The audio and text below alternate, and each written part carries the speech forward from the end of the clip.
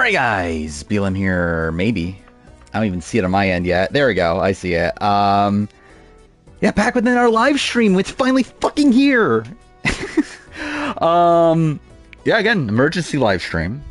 We got the Survivor cast. Genuinely, I'm probably just, that's literally what this is gonna be. I don't know how long this is gonna be. I'm literally just doing this for sake of, I feel like I, have to talk about it. So obviously just talk about 50 cast, again, probably an hour or two, we'll see. But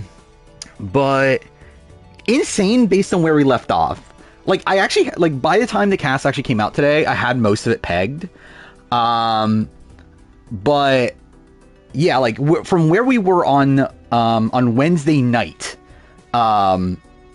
insane. Just fucking insane just how much shit has happened. I literally have 40 things of notes since last stream. Dude, I legitimately could not work on the 48 review today. I recorded it, I finished recording it earlier. But I just could not focus to edit it the entire fucking day. No diversity mandate. That is 100%. It is 13-9. 13 white people, 9 POC. But yeah, no Marianne, which is shocking. I saw someone post that Marianne and Andy are the alternates, but I don't know where that came from. But yeah, any chance of 24? Again, there's a chance. It's just I don't know how they do it. How would that work? How would they function? Even 22 is fucked, but I don't understand how they would do 24 people on a 26-day season. That is insane. The way they drop Marianne and Rachel for Tiffany. Yeah, that is weird, right? I think with Marianne, I think it comes down to how many winners did they want, is the sense that I get with that. And also I think with Tiffany, they want Tiffany and Q is probably a factor there as well.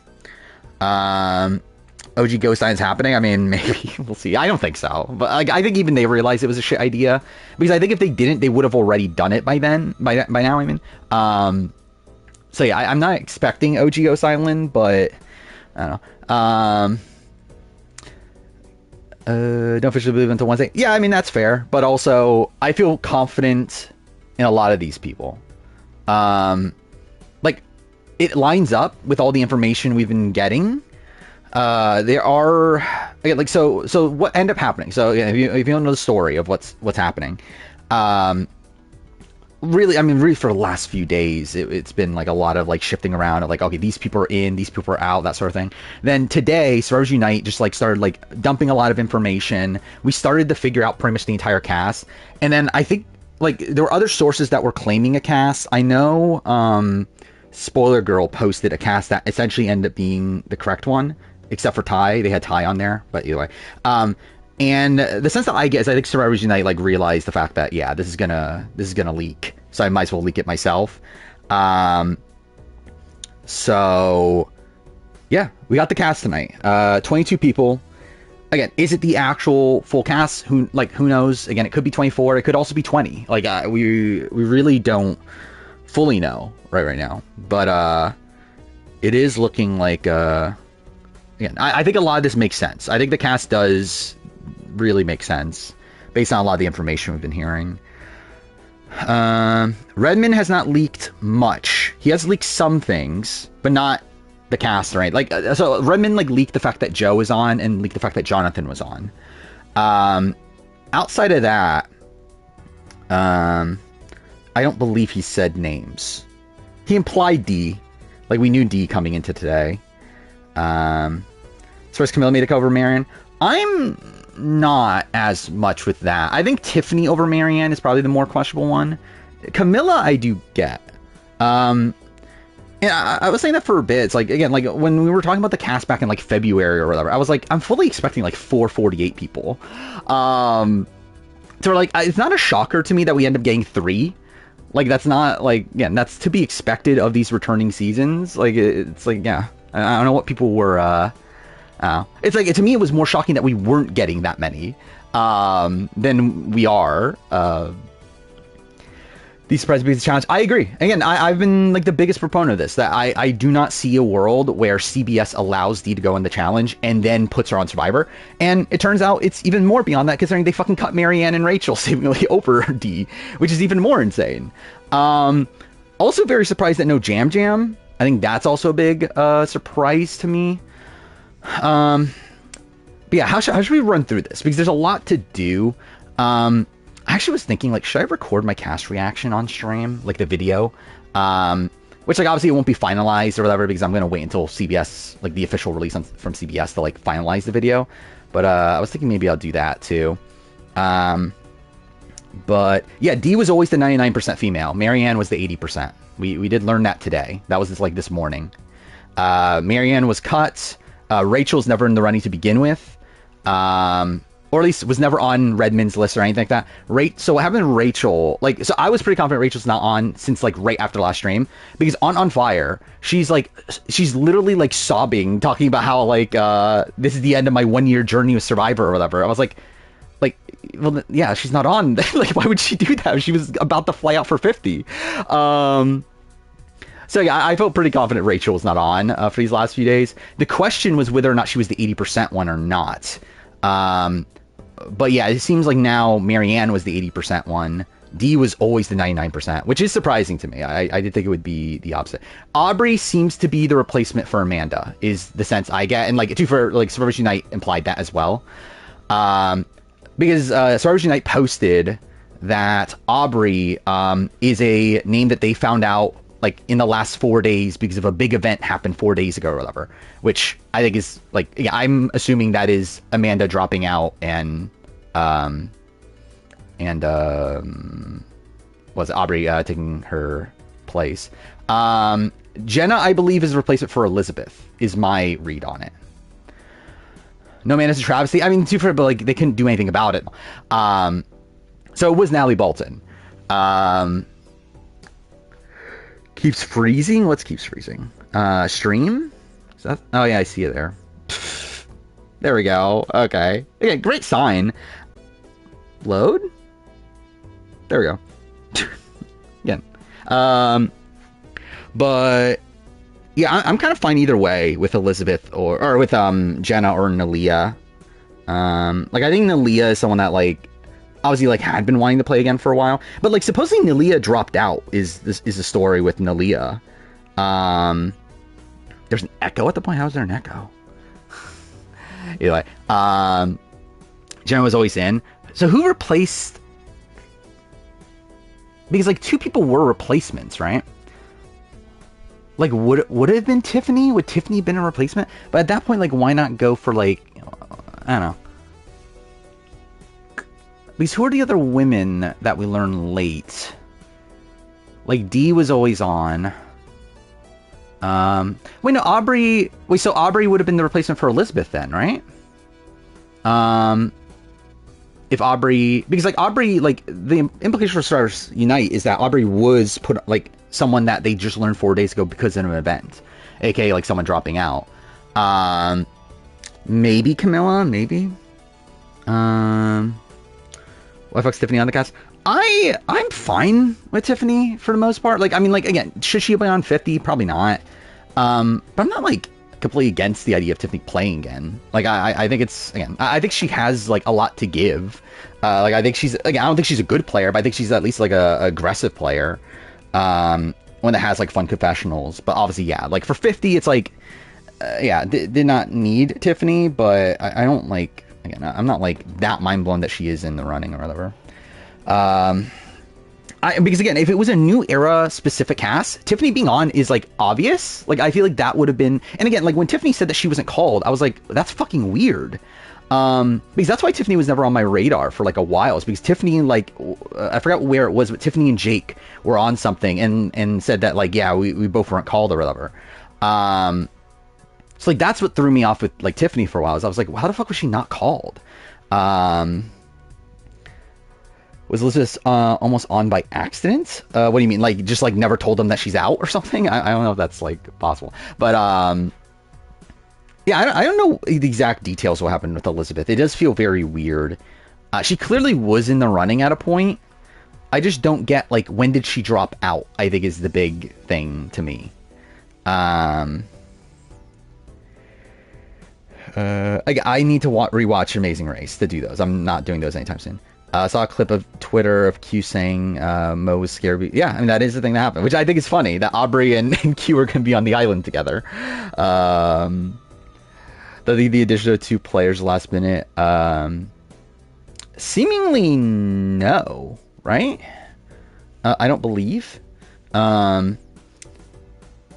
Like, I mean, like, how last minute are we talking about? Like, I guess, like, within, like, the last week? I mean, I guess there's a chance of that. But I feel like there were more people in the running, though. I think it was actually maybe the opposite. That it was, like, 24 people, and they dropped more people to get down even more. We did not know Mike White next. I believe what happened, it was yesterday morning we learned about 16 female and 37 male. Yeah, Amanda was literally, like, about to go. Which, again, I think that implies that Aubrey... Yeah, so Aubrey is the replacement for Amanda then, right? If Amanda dropped out... Because, again, that would make sense of Amanda dropping out 4 days ago. And Aubrey being the reason... Like, the reason why the 32 female that's on the cast is on is because of what happened 4 days ago. So, again, it makes sense that Aubrey is there because Amanda dropped out. But, again, it still makes me question, like, what happened with Elizabeth. What was the 16 female about? Just a name that Redmond heard, got called or whatever. Which it is Natalie Bolton. We know it's Natalie Bolton. We just don't know how far into the process she got, or if she was ever, like, actually taking over for Amanda or what. Like, we just don't know. But she was somebody that, like, Redmond has heard got called at least. Aubrey's a 4-time player, yeah. I actually forgot about this, that Aubrey's played more recently than Christian, Angelina, and Chrissy. That's kind of insane to me. Winner pick. My winner pick was Charlie. Right now, I still feel good about Charlie. I think there's a couple other people to feel good about as well. Obviously, Tiffany. Genevieve, I still feel pretty decent about. Genevieve's alone, by the way, which is weird. That we are in a spot where, yeah, that's, like, Genevieve's the only 47 person, which I think is pretty mind-blowing to me. Mike White, I mean, I'm not a fan of the Emoji Movie. I did rewatch, like, so, like, there's been people that have been talking about on the Discord, so I did actually go back and re-listen to the interview. It's so fucking funny. Andy supposedly got cut, right? I don't know. It's like, I think I saw something that he dropped out, but then other people saying he's cut, and other people saying he's an alternate, so I really don't know the full story right now. But either way, Andy's not on, for whatever that is.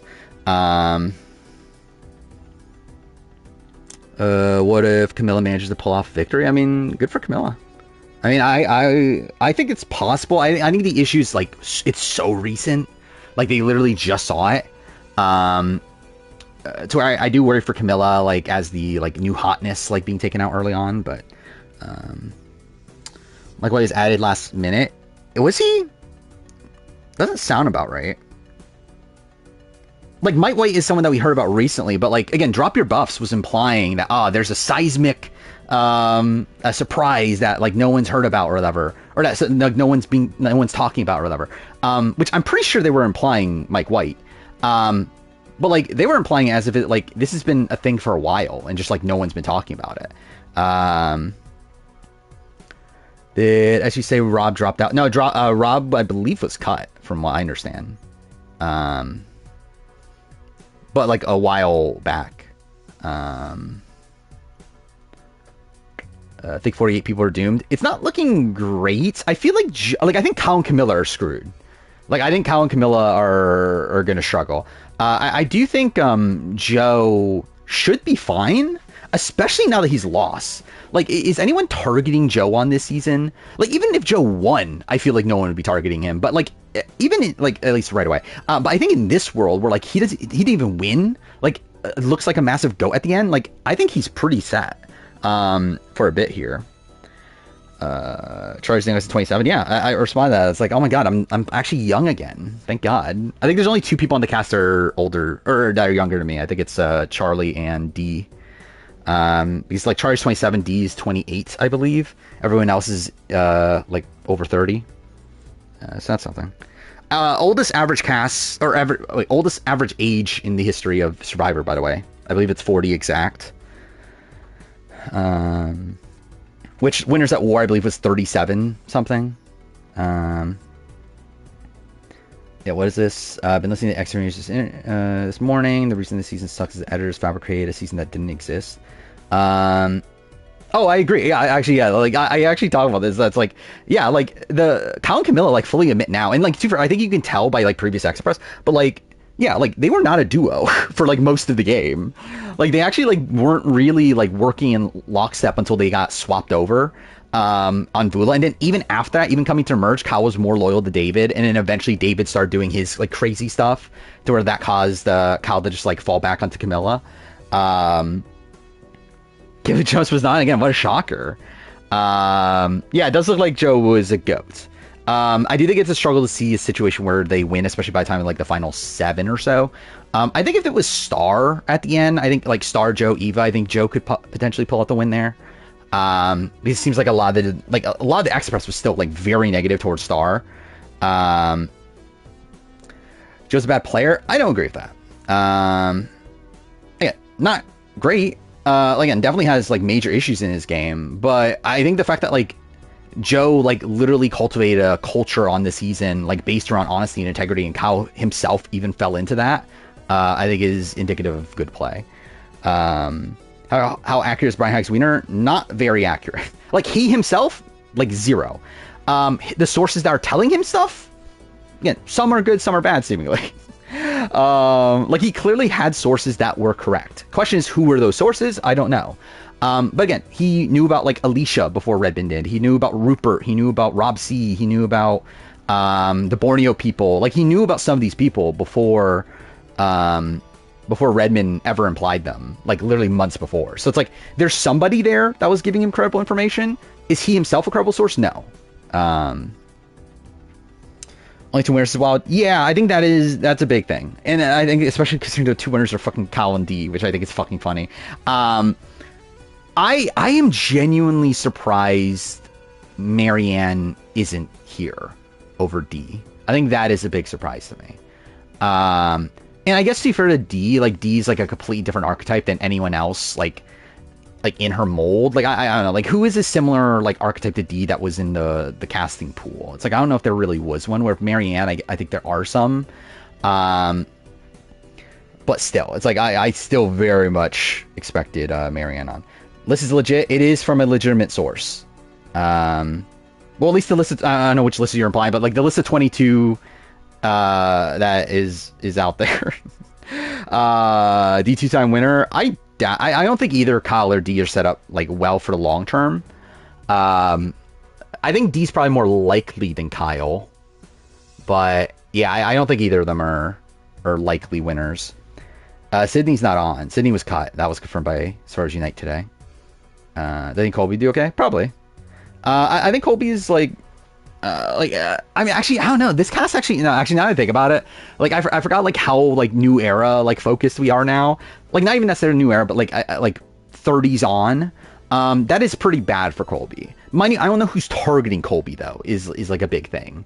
So like I could see a world where like Colby like makes it deep just because it's like, oh, are people like actually like wanting him out? But also it's like I think if there's like a like I could see him in like an Ethan Zahn sort of mold where like he finds himself, and I guess too, that's how he played in Heroes of Villains as well, where like he finds himself within like a smaller like I guess like him and Steph again. Actually, I forgot him and Steph are on the same season again. But yeah, like him and Steph and like maybe like Jonathan, or like he can like get into like a smaller group and then eventually be taken out as like a safe vote sort of situation. I could see something like that happening, but like I don't know who is like actively targeting Colby coming into the season. Q targets. Why would Q target Colby? If anything, I think Colby and Q would work together right away. And then Colby would realize just how much of a lunatic Q is and not want to work with him. Jenna Lewis is running season. Will she? I don't know. I kind of see her like flaming out early on, personally. I think she'll play hard. Like she's been wanting this for a while. But I think he'll crash and burn though by the end of the merge, or by the end of the pre-merge. What is it? Colby did say he wanted to play more strategic game. Yeah, like Colby has been watching the show. Last I've heard, he actually does want to play now. So it's like we'll see how it goes. I don't know if I have much faith in him to actually like play well strategically, but it'll be at least interesting. What am I expecting of Coach? I mean, it's Coach. It'll be fun. I mean, I don't know gameplay-wise, like, what he's gonna do here. He's been doing a lot of trolling online, so it's like, I don't know. I think it'll be fun TV at least, but I do think gameplay-wise, it's just like, he has potential. Like, obviously, like, we've seen him play a very impressive game on South Pacific. I don't know if this is the group that's going to allow him to do a similar thing like that, but I do think he has some natural allies coming into it. Like, I think Coach is definitely working with, like, Stephanie and like, Colby and like, those sort of people. Suri surviving the pre-merge? I haven't really recalculated for Suri. Let's see. Is this a good group for Suri still? I think it is, right? It's still very new era heavy. Yeah, I think it's still fine for Suri. I think the issue would come from if they swap the 3 tribes and if they're in like smaller groups. Like I think she could be potentially screwed based on who she's around. But I do think like I still have the same opinion. I think Suri's probably making it like to like mid-merge and then taken out because she's just like such a big threat that like you can't take her to the end. If it is 22 people, then I assume 2 tribes swap at 18 probably. Yeah, 2 tribes of 11, swap at 18, and then, like, I don't know, are they going to merge at, like, 14 or something on this season? Sad over Jam Jam? Yeah, it's, I don't know if I'm, like, sad, but it's like, I did expect him here. And I think, actually, wait, I even looked this through. Like, what is LGBT rep on this season? It's really bad, right? Because Ty didn't make it on, Jam Jam didn't make it on. Like, is it literally just, like, Ozzy who's bi? Like, is there anyone else? Yeah, because I think, like, yeah, I guess they just didn't care. Oh, Mike White, I forgot about Mike White on there now. Yeah, okay. But either way, I mean, it's still, like, not much. Oh, and also you get transphobic Mike White, thank God. That's kind of insane, right? I guess it's like, we're about to put Elizabeth on, so it's like, whatever, I guess. But, what are they doing, or why are they doing winners anyway? That is a question. Like because I was talking about this last night once it seemed like because like we narrowed it down to D, and like D was the only winner that Redmond knew. So like I was like, I would just rather them not do winners. Like I just think we're better off in that world at this point. Like if you took out the 2, like if you took out D and Kyle from the cast, to be fair, at that point it looks very dire diversity wise. But like in terms of like the caliber of cast, I think it at least feels like a bit more like consistent, I guess. Because like I feel like D and Kyle just feel like massive outliers. And also it's like I think it is weird. Like it is weird that we're getting like Kyle and D. Like I feel like I would not have guessed that those are the 2 winners we're gonna be getting on 50. It's like I think it'll at least be interesting gameplay wise because like, and I even mentioned this in the review that'll come out eventually. That's like with Kyle, it's like yeah, he's not the most riveting TV personality, but I think he does have like a lot of just natural skills for the game, and I do think if he like were to come back and like and if he plays like a very impressive game, I think he's definitely up there as like one of the better players of all time. But well, and same thing like with D as well. Like obviously D played very skilled game the first time around as well. It is, dude, it's gonna be so weird that we're gonna see D on the Challenge 41, and then Challenge 41 is gonna end, and then like less than 2 months later she's gonna be on Survivor 50. How's A vs the World better in this cast? Is it? Oh. I get it, like it is, but it's like I don't know. I think it's a different like kind of cast, I guess. Like I don't know. Like I think I'm actually more excited for the 50 cast, if I'm being honest. But because like with A vs the World, it's like okay, the AU tribe, yeah. I mean, there's some good people like David. There's George, Shawnee, and then like with the World tribe, it's like obviously you have Parvati, Tony, Suri. I guess like Lisa and Rob Bentley. But it's like, I don't know. It's like, I don't know. There's not as much hype for me with A vs World. Like, it's a cool concept. I think it's like really cool that's happening. But I think 50 matters more to me. Where like, I think a part of it's also the fact that A vs World just feels like it's like non-canon. Like, it doesn't feel real, like to me. Like, even when it happens, it just feels like, okay, this is just like a exhibition match more than a real season. Where like 50 is like a real season. Do you won't be for long, Jenna? Yeah, we were talking about that. So, like Jenna, Jenna being there is not a good sign for D and Kyle. When how Devins plays. I think he'll at least try to be more mellow. Again, like the fact that Devins didn't get caught pre-gaming this time, good for him. Is Kyle's winning game similar to Sophie? I think he's better than Sophie. I think he does a lot more like on his own than Sophie does. It's hard to be more hyped for this cast. For the cast that we got months ago compared to 2 hours ago. I mean, I guess. I don't know, a lot of people are like super down in this cast though for 50. Or like, I don't know. I'm perfectly content with it. And like, to be fair, obviously, like I've been following the rumor for so long that like a lot of these names are kind of to be expected. Like literally before Survivors Unite revealed the cast, I think the only person I had wrong was Camilla. And Tiffany. Like Tiffany. Everyone else I literally had on my predicted cast anyway. And even with Camilla, that came from a misunderstanding. Like, I miscalculated the numbers or whatever. Where, like, I should have known Camilla was on. I just, like, miscalculated. And I had Camilla on literally earlier in the day. But then I got it mixed up that I thought I had to be 3 men for 48. When it could still be 2 men and 1 woman. So, like, initially I did have Kyle, Joe, Camilla. And I took Camilla off for, like, David by the end. I had Aubrey got leaked like a few hours before the cast got dropped. So what happened with Aubrey is that like today it got mentioned by Survivors Unite. They have 7 pre-Heroes versus Villain, or not pre-40, no, pre-35, that's what it was, pre-35 players, 3 men, 4 women. Which doesn't line up with the information that we had. That means that there's an extra woman in there. So it had to be a player from before 35. Then we got information, like throughout the day, we got information, no Korong, no 33, no 20s players. So again, we thought it was like an old schooler. And then like Survivors Unite was like, oh wait, you misinterpreted my thing, whatever. Because it turned out like with Korong, what they were saying, it wasn't that there's no Korong. It was that the people that I had previously looked into for Korong are not on, which were Ty, Juliet, and Sydney. Essentially just telling us like, hey, the person that I'm talking about right now is from Korong. So at that point, I'm buffering there for a second, but that's fine.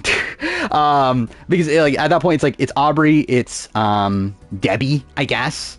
Michelle Fitzgerald, I guess, is the other one. I think it really was Aubrey or Michelle Fitzgerald. But again, the fact that Michelle, like back in January when she was doing the Social Game podcast, like seemed to know nothing about New Era. Like she didn't know who the fuck Q was. Like I think that was, and like that was after calls had gone out. You would think by that point she would be researching the show that she was about to fucking go on. I felt more confident it was Aubrey at that point. So yeah, Aubrey was leaked. But again, like beginning of the day though, Aubrey was not there. Like Aubrey was not there literally until like, I don't know, like 6 p.m. or so. Mike White getting his picture for season 5. I mean, imagine that's his entire goal for being out there. If Kyle goes immediately, will Camilla's threat level go down? I think 100%. I think the biggest like danger spot for Camilla is like the first few rounds. I think like her, because like I'm assuming her and Kyle are going to be split up, right? They're going to be opposing tribes. Camilla also, just in general, like I feel like is the type of player that does get taken out early on these returning seasons. Like I think she is like she's like the Rob Cisternino of this cast. She's like the Yao Man of this cast. Like the person who just played and like is this person that like, oh, you should have won or whatever. Like I think Camilla's gonna have a lot of like, again, danger early on. But if she's able to make it to, like as long as she doesn't get swap screwed at that point, but like once she gets like, I don't know, midway through swap, I feel like I would feel decently good about her. What did Mike White do? I know he went like some sort of like podcasts and like ranted about, I don't know, transphobic things. I don't fucking remember what the actual situation was, but I know that's a big thing with Mike White that happened like during White Lotus season 3's press. I think jury can't win a jury vote on 50. I think he can win a jury vote on 50. Depends on who's there and like depends on how much he adapts his game. I'll say listening to Joe's exit press, I actually feel good about Joe. Like I feel like there is a lot of awareness there from Joe. Like I don't think Joe is the type of player that's like, because like again, Joe is not like, I don't think Joe is like coach or like coach in South Pacific or whatever. Like I think there is a level of awareness there that like that recognizes that, yeah, this is a game of like people manipulating. It's just that he doesn't want to be one of those people. Like I don't think he's this person that's gonna like demonize you for playing the game strategically or whatever. He just doesn't want to do that himself. who from this cast could realistically end up in my top 10 players of all time? Kyle, D, obviously. I mean, again, if they win, then obviously they're in the conversation for best player ever. Probably. I don't know. Like, I mean, like they are in the conversation, obviously, but like I don't know if they're actually number one, but we'll have to see. Obviously it depends on their win also. Outside that, who else? I need to bring up the cast. Charlie, yeah, Charlie would definitely be up there. Let's see. It's like running through them. I mean, like Ozzy, no. Q, no. Joe, probably not. Kyle, again, Kyle is the chance. Sri, obviously. Like, I mean, Sri's already in the top 10, so it's like, we'll see how that goes. And, like, if Sri wins this season, then I think she's at the point where she probably is in the conversation for best ever. But also, it's like, again, we'll have to assess, like, how it happens. Angelina, probably not. D, again, is very possible. Tiffany, no. Camilla, probably not. Colby, no. Coach, there's a shot. Depends on how much he like progresses. I still like I would expect there to still be these like fundamental issues with Coach as a player, but we'll see. Christian, probably not. Mike White is interesting, actually. Like if Mike White goes on to win this game, like he kind of played like two winning, like almost winning games in a row then. Like I don't think he's like the best of all time. Like he wouldn't be number one, but like I think he definitely could be in the top 10. But then Rick Devens, probably not. Jonathan, no. Charlie, again, there's potential. Jenna, probably not. Stephanie, no. Aubrey could be in the conversation for top 10 if she wins. I don't remember where currently. Well, I don't know my general ranking of every player anyway, but like I would expect her to be in like what, like top 25-ish, top 25, top 30 or so. Like if she wins this season, I think there's an argument. Chrissy, maybe. Emily, Genevieve, no, I would say. So I don't know. There's definitely some people though that could. But also, it like depends on the quality of their game, because obviously, if Genevieve comes on 50 and then like dominates the game from beginning to end, like no difficulty, steamrolls everybody, then that's obviously like different, and that'll probably be the case with like almost everybody on this season. Like if they really play like an extremely dominant game, run their show the entire time, then like there's a chance they could make top 10 at that point. But if we're saying they're playing like I don't know, just a solid game that ends up winning and then taking in their previous legacies, I think that's again what I was assessing beforehand. I'm going to address the super icky people in my Survivor player ranking. What do you mean? I'm just going to rank them still. Like, I'm still going to rank, like, Dan Spilo. Obviously, I'll take into account, like, the stuff. But, would have been over for everyone if Amanda was there? Maybe. I mean, I don't know. To be honest, I did not feel great about Amanda at this point. Like, she had definitely been slipping in my estimations. But obviously it would have been cool to see her there. Dan Spilo, top 200?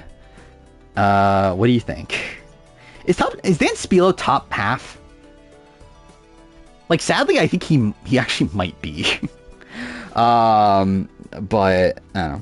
Surprised Emily said yes. I'm not by now. Obviously, I was initially, but like I've known this for like 2 months now. So it's like that's the thing about this cast too. That's weird. It's like obviously I've known most of these things for a while, so it's like, yeah, like nothing's like particularly like shocking to me here, or like not much. Like obviously, like Tiffany making it on by the end was surprising. Marianne being cut is surprising. But yeah, like we got so much shit these last few days.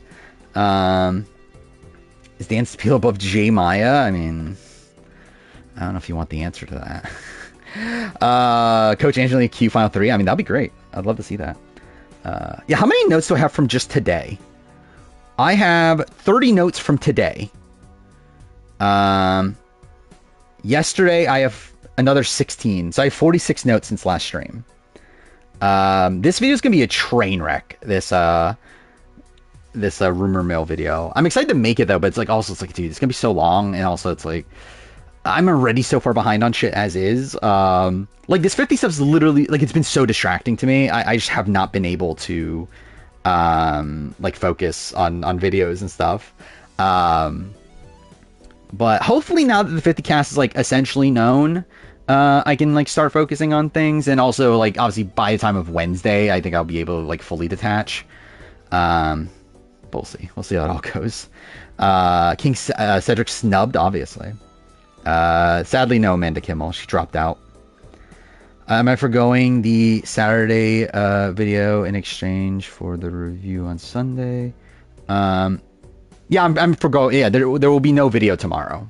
The review will come out on Sunday. Then Wednesday will be the Survivor 50. There we go. Like I fucking mixed 50 and casting in my head. But either way, Wednesday will be the Survivor 50 cast reaction, and then next Saturday will be the 48 player ranking. Is currently the plan. Then again, I will work on the rumor mill video. I don't know when it'll come out. It'll be out when it's done. Actually, I don't even know if I'll work on it right away. Like, obviously, I need to wait for Redmond's post of, like, all the people that were cut or whatever. That's something I need to wait for. And then also, I need to... there's a couple other videos that are technically going to be coming out before anyway. Like, I haven't worked on a Last of Us video. So that's also something I need to do. It'll be out tomorrow for members. Very late, though. Like, I would say probably past midnight, if I were to guess. Again, I haven't edited a single bit of it. It's literally, like, well, not a single bit of the finale stuff. And also, I re-recorded some stuff in the middle of the video as well. So, I have to piece it all together. I think there's a shot I could finish editing it before work tomorrow. But, like, the problem is I won't be able to upload it. And like it'll take forever to upload also. Again, it's like a 4.5 hour video. So it'll take forever to export, forever to upload. So it's like I would not be banking on it until like late. Like tomorrow, if not obviously like morning, like past midnight on Sunday technically. Player ranking though will be available like a decent chunk before the video comes out, obviously. Because I'll be editing those two back to back. And like the player ranking's almost done also. I literally just need to add in the stuff for the finale. So like, I would expect the player ranking... Like, if I can... By the time I go to work on Sunday, it will be done. So, yeah. That's kind of the plan of those two videos. 49 cast reaction. I still have not actually looked at the 49 cast. I generally don't care. Setting channel records for viewership? Probably. Yeah, I mean, over 100, yeah. I think last stream was literally my most viewed stream. So, I mean, this beats that. What is this? Oh, it's Amanda. Cool. How much you go with Joe? Seemingly a pretty big one. Like, I don't think he wins by the time of the final 6. Like, it seems like Mitch beats him even. So it's like, it's not looking good. Him and Eva, to be clear. I still want to know who wins between Joe and Eva. Because that is an interesting thing to me. But, yeah, it seems like Joe was, yeah, just kind of a goat. Starting to be happy I was on 49. Yeah, I mean, if you want to play again, probably shouldn't apply for this cycle of seasons. You're probably better off being on 51 or 2. Probably 52 is ideal. I think 52 is ideal as long as 52 is not returning season. Where, like, again, from my read on the situation, I think if they do another returning season, it'll probably be 54. So in that world, the perfect spot to be on Survivor would be 52. Because more than likely 52 will get like 4 returnees. Based on like precedent. Like 51 and 53 are like not the greatest spots in the world, but not like terrible. Like 53, obviously it's like you would have to film back to back. They likely will pick like 1 or 2 people. So like that's pretty bad actually. And then 51, they'll probably pick like, I don't know, like 2 or 3 probably. So I guess that's not even that bad, but like 49 though is kind of, yeah, like a bit rockier. There might get 2, but I don't know if Joe beats Eva. Like literally none of the interviews mention anything about Joe versus Eva. I am inclined to think Joe would have been the front runner coming into Final Tribal, but I think Eva could have outperformed him at Final Tribal. Is my current read. Will they have enough people for 52 given how bad they burned the 50 pool? I think they would. Like, I don't think Jerry's saying no. like considering, I don't know. Like, I think like a lot of these people will still say yes if they're asked back. Join abysmal Final Tribal. Did he? Like, I don't feel like he had much of anything Final Tribal from what we were shown. And like none of the jury members say he had like a bad final tribal, just that like other like that like Eva was better, and then like Kyle was just like, you know, just had the better game. Why are we talking about 52? Did I miss? No, I just randomly talking about 52. Thoughts of C2 of The Last of Us. I don't like it, but that's fine. I do really wonder for The Last of Us how much I would like it if I hadn't played the game, though. Because I probably wouldn't hate it as much. I think a lot of the things that bother me so much is the fact that it is, like, different from the game in a way that I think is worse. But, why edit Joe so strongly if he's a GOAT? I assume is what the end of that is. I mean, he's on 50. Oh, 0 vote finalist, either way. Well, he's not a 0 vote finalist. He's a 1 vote finalist. You don't remember King Cedric's vote? How dare you? Like Amanda's pause for 52 or 54? Probably not, Tomas. I don't think it's looking great. I mean, supposedly CBS had to force production to call her to begin with. So it's like, I don't know. Like, considering now she's even dropped out on them, it's like, yeah, I'm not expecting her to be that likely anymore. Oh yeah, I forgot. I did watch Genius UK. That was bad. This last episode was pretty bad. I think this is my least favorite episode of the bunch. Which, like, a lot of people hated episode 4. I thought episode 4 still had, like, some fun moments from it. This was, like, really bad. I think Genius UK is kind of going, like, a bit downhill. But yeah, how likely I'm making a video on it? Literally 0 at this point. I literally stopped taking notes because there's no way I'm making a video on it. I just don't have time. Like, I don't even have time to make the Last of Us video. I've been planning on making for a while. Like, I haven't even started it yet, and the season's, like, literally about to be done in 2 days. So yeah, I'm not making GCK video. I would like to, ideally, but it's not happening. Is Mother Charlotte winning? I think she's definitely a top contender. I think she would be my #1 pick at this point. Actually, is there even another option? Ben is getting, like, a negative edit, but I can still see a world where, like, I think practically, I think Ben can win. I don't know if, like, edit-wise, I would say Ben is winning. Charlotte, I think, is probably both. Ken, I would probably also say, like, practically, I could see it happening. Edit-wise, it's, like, a little bit rocky. Everyone else, it's, like, I don't know. Like, is there another option? It's the early part, what I think of the 50 cast. Actually, generally, we have not even, like, talked that much generally about the 50 cast. But, like, yeah, like, 50, it's, like, a lot of people are disappointed. For me, it's just like, it's kind of just what I expected. I would have, like, I assumed it was gonna be like slightly different people in each slot, but like in terms of like the demographic breakdown or whatever, it's like it's kind of what I expected. Demographic breakdown is not the right term, but either way, like in terms of like, okay, like half the cast is pretty much new era. Again, some of the like you should have been there for 40 people are there, and then like a couple token legends. Like it's kind of like to be expected. I think it's a solid cast. Like, I think it's better than Game Changers. Like, I don't even think that's a question to me. Like, I think it's like a lot of people that are saying that's the worst returning cast ever. It's like, no, that's not even fucking close. Again, there's no Haley Ford. There's no like Caleb. There's no, I don't know, Brad Culpepper. Even though, again, I love Brad Culpepper as a character, but also it's like, again, did we need a return from him? I think there's no complete what the fuck picks. Like, the most what the fuck pick here is Tiffany, and Tiffany is someone that I thought was a lock coming into a like new era all-star style season. I think with Tiffany, it's like it's more so what the fuck in the sense that like we got this like pushed agenda from CBS for bigger names, and Tiffany made the cut. I think that's what's more what the fuck than Tiffany just generally being there. I mean, imagine Jonas made the cut. But yeah, again, I just think it's a fine cast from my point of view. It's like, again, it's not who I would have picked. Like, I would have had a very different cast. I think what makes it even more disappointing is just knowing who is in the running that they didn't pick, which I think that's the more frustrating thing. The fact that they, like, supposedly Greg got cut is why Saw Stars Unite said. Where, like, I was under the assumption that Greg had dropped out. It seems like Greg genuinely got cut. But yeah, Rob C got cut. Rupert got cut, which again, Rupert's Rupert, but like, I don't know, there's like some big names though that got cut. Like Marianne, obviously, by the end.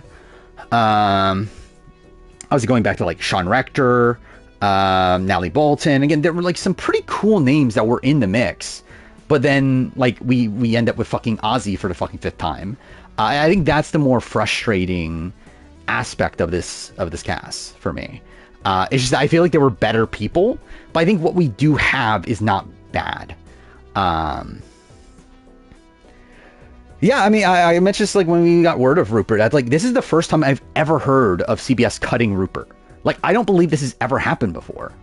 Where like from what I understand, again, I don't know about like maybe he was called for Game Changers and I just don't know. But like from what I've heard, at least every single time that Rupert was in the running, he got on, even including like Amazing Race. So like yeah, like this time like him not making the cut is kind of shocking to me. Actually, I didn't even pay attention to this. Who is the oldest person on the cast? Because I don't think, is there not a 60-year-old? Because maybe that ends up being a factor, is they didn't want to go older, which is like obviously really damning for Rupert's chances to play again ever again. Really funny in retrospect now that what's it called, that Philip was someone we thought was on for a bit. Yeah, Mike White is the oldest. Is he really? Or coach? Oh yeah, wait. Mike White, Chrissy, Suri. Oh, so they're all like 54. Yeah, so it's like I suspect that has to be the case, right? They just didn't want to go older, which is a bit worrying. Then I think that is worrying for a lot, like for Earl Cole, right? Where again, I was under the assumption that Earl Cole would have another shot, but like 5 years from now, he's gonna be what, like 58 or something? Like he's gonna be older than anyone on this cast right now. Like I think that is a little bit worrying for Earl. Where I was actually feeling pretty good coming out of this that Earl would be back for like 60 or something if the time worked out, but maybe not. With that news. What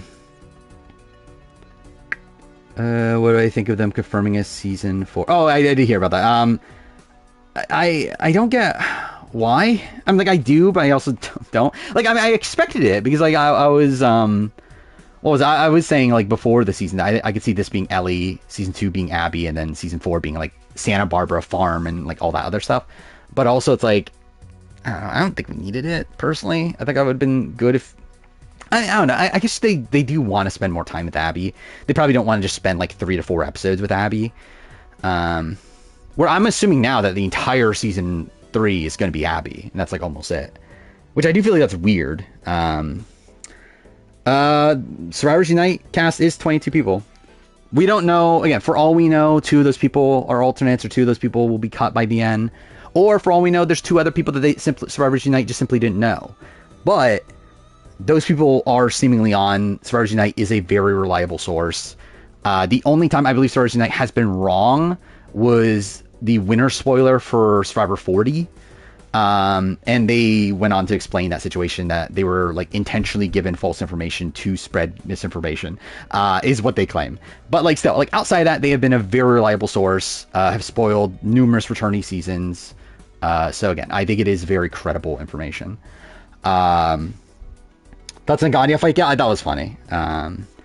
Like literally, it's like because again, everyone else is like as expected. Like no one else there like completely shocked. Even by the time Tiffany happened, I thought it was going to be Tiffany because it like I started to piece together. Oh, Spoiler Girl's list is real. So like by the time Tiffany happened, I was like, oh, yep, there we go. Like I guess it was right. So like the only like shocker was like fucking seeing Gandia's face there. I was like, wait, what the fuck? But everything else was to be expected. They said Nick won Survivor 40. They swapped Nick and Tony. Like the rest of the order was correct, but they swapped Nick and Tony. Which again, thank God Nick was so close to being a 2-time winner of Survivor. Traders cast should be interesting, right? Because like that was always the thing with Traders, is that like Traders is obviously going to get people that Survivor 50 didn't get. So it is interesting to see who they're going for, because like also if you're not following, like Coach and Aubrey were were the people rumored for Traders, so obviously they're not on.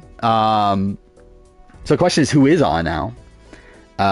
Rupert. Imagine Rupert on Traders. Dude, imagine Rupert in like all the outfits they wear in Traders. Like that'd be so fucking funny. Imagine Rupert like complaining to production, like I just want to wear tie-dye. Dude, if Greg Buis ends up being on Traders, that'd be so fucking funny. But I would expect Mary Ann could be an option, actually. Michelle seems, yeah, I forgot about that, actually. Michelle was like rumored like way back, right? And that just led to nothing. So yeah, I would not be shocked if Michelle does end up being there. Have you Jenna over Elizabeth? I am. And I got flack when that happened, when Elizabeth dropped and we got Jenna. But I 100% am happier with that. I would much rather see Jenna play again than Elizabeth. I don't give a shit about Elizabeth personally. Like, I have no interest in Elizabeth back. I think the only, like, obviously there's, like, the initial appeal of, like, okay, Elizabeth hasn't, like, obviously it's been someone that's, like, been very, very anti-playing again. And, like, just see the, like, I don't know, just the notion of her playing again is cool. But, like, also it's like, what is she actually going to bring? Like, I think absolutely nothing. Mind you, I think I would have preferred Nalia. Just because, again, it's also, like, a similar thing to, but on, like, a lesser scale in terms of, like, the, like, obviously, like, Elizabeth not wanting to play again, where obviously Nalia's been the opposite. But, like, I'm still very happy for Jenna. Again, she's been wanting this for a while. It should be interesting, at least. Watch these loved one beat Johnny Bananas. That'll be so fucking depressing. Rob C for traders. I think Rob C for Dondi. Like, if Dondi 3 happens, I expect Rob C to be there at this point. Don't get the Tiff choice at all. I do, but it is, like, kind of weird for 50. Like, I do get Tiff in general, though, especially with Q. I think that is what they're going for, is I think they want Tiffany and Q. Where to me, it's like when coming into returning seasons, like from, like, post 46, I was always thinking Charlie, Maria, Q, Tiffany. I think those are, like, 2 pairings that they would probably want. Obviously, we didn't get Charlie and Maria. But, again, getting Q and Tiffany does make sense. Actually, I believe, weren't they on? They were on one of my casts, right? Was it Second Chance? I don't remember which one it was. But I remember I did put Tiffany and Q specifically because I was like, I think they would want this, like, pairing again. I have not heard anything about Maria being in the running. Like, literally 0 mention. So, I mean, like, actually, wait, I updated the spreadsheet. So, like, the spreadsheet that was public. Well, not the public one, but, like, version 2, which I posted in chat sometimes. I did post on the Discord. I can post it here real quick. But yeah, like, on there's every name that I have heard that got called. The rest of the spreadsheet, I don't fully even know if any, like how much of that is accurate. I haven't been, like, really keeping up with like the people that are in all the little tiers on the side. But in terms of the players likely called, it should be accurate to what I've heard, at least. But yeah, there's the spreadsheet. Q and Venus would have been more fun. Yeah, I wonder if Venus was actually in the running, is the question. Because obviously, like, Redman seemed to have heard of Venus at a point, but then just never brought her name up again, to where, like, I wonder if he thought that was bad info. Or, again, the entire thing was Shan and Red. Like, I think the thing that is most interesting to me from learning from Redman's list of cut people is Shan on his list or not? Because, like, I went back, because, again, I've been saying for a while that he said that, again, Shan was not on his list multiple times, and all of a sudden said, okay, 41 people, I have 41 people, but I heard about them a while back, implying Shan. Also said about the 41, 46 people, like, when, actually, no, it was Shan or Venus. He was asked about Shan or Venus, and he said, yeah, I heard about one of them a while back. I don't know anymore if that was Shan or not. Like, I reread all the things, and it's like, I still think my read of it is correct, in the fact that I think it is more likely that he heard of Venus than he heard of Shan. But also there is, like, a, like, 1.5-ish month period that he could have theoretically heard about Shan, and still say that, oh, I heard about them a while back, like, saying, like, a month and a half ago or whatever, instead of, like, 4 months ago when he started hearing names. To where I still think it would be fucking weird. But I think, considering how many fucking weird semantic things goes on with Redman, I think there's a world where Shan is on his list and it was never Venus. But we'll see. Having Colby without Jerry feels wrong of the iconic. Yeah, it is fucked. And I also, it's that I would have rather had Jerry than Aubrey. I think that would have been a lot more, like, interesting of a choice, especially once Elizabeth is gone. Once we now only have one like, was it Australian Outback player. I think it's like, yeah, it's like, I would have rather had Jerry on there, but it doesn't seem like they're calling Jerry back, which is a shame. In general, it doesn't seem like they've called back people that, like, none of the people that they cut and called back are making the cut, rather, because, like, we know Ty was someone that was cut and called back, but he obviously didn't make the cut. And then, like, everyone else, I believe, are people that were on the entire time, from what I understand. Like, even Coach, obviously, like, turned out he, like, pretended he got cut. Jerry for traders would be cool. I would love to see that. Anxious 24 says there's a chance, but it's also like I just don't know how they would do it. And like even 22 is fucked. I don't know how they're doing 24. Like it just doesn't really compute to me. Like I guess we're just gonna need to do like double boots almost every episode. Like it's very strange. Like I don't know why they would do that, but I guess like we're already in the world where it's potentially 22.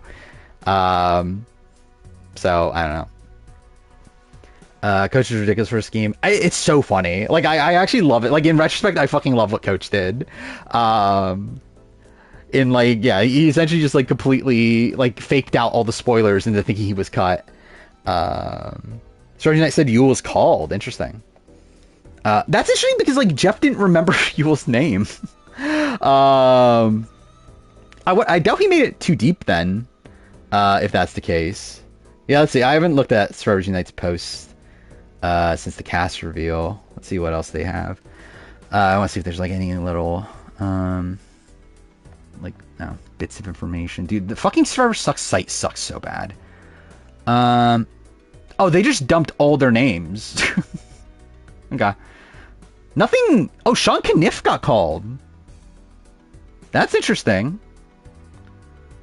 So like the only names that we have not heard here are Sean Caniff and wait, Sean Caniff. Fair Play was not on my list just because I haven't heard like official confirmation he got called, but it would make sense.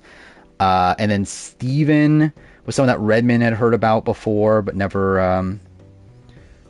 This is the link to the list of the men, right? Yeah, pre-20 men that were called. So Jervis, Greg, Sean Caniff, Lex, Sean Rector, Boston Rob, John Carroll, Rob Cesternino, Burton, Rupert, Fairplay, Yule, Penner, Tyson, Steven. So, yeah. Again, like, Yule's interesting. I mean, I do wonder, like, did he turn it down or what? Because I think that's always been my question with Yule's. I didn't never, like, figured out, like, if he would genuinely turn it down or not. Who's Sean Caniff? I mean, you're a fake fan then. It's the Alphabet Strategy guy from season 1. Was never heard Tina's name. I was told Earl by somebody, but my sources fell flat. Told me not Earl, not Tina. That seems about right. That lines up with what Redmond was saying about Earl, right? Yeah, what was this post? Okay, more talking about Aubrey and Q. That's also nothing new. But like, I'm interested in Redmond's list in particular because like Survivor Night has a lot of like old school info.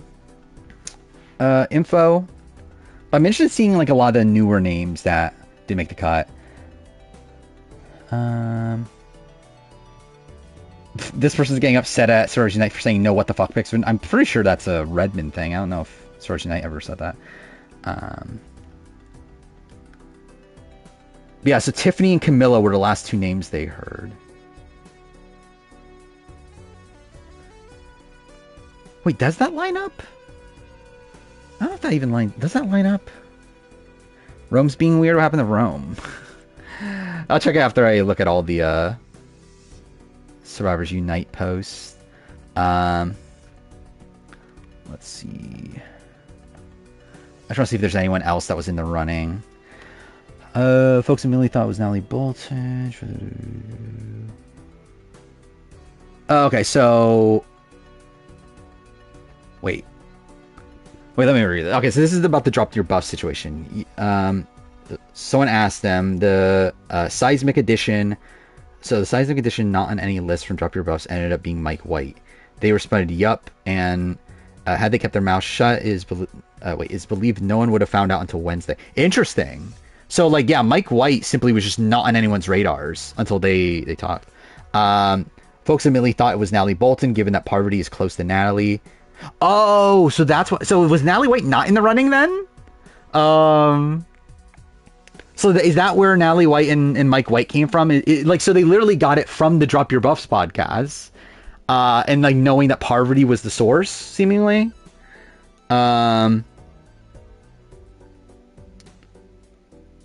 But yeah, all right, close to Natalie, and she's well connected to direct rebuffs people, but Parvati is also close to Mike.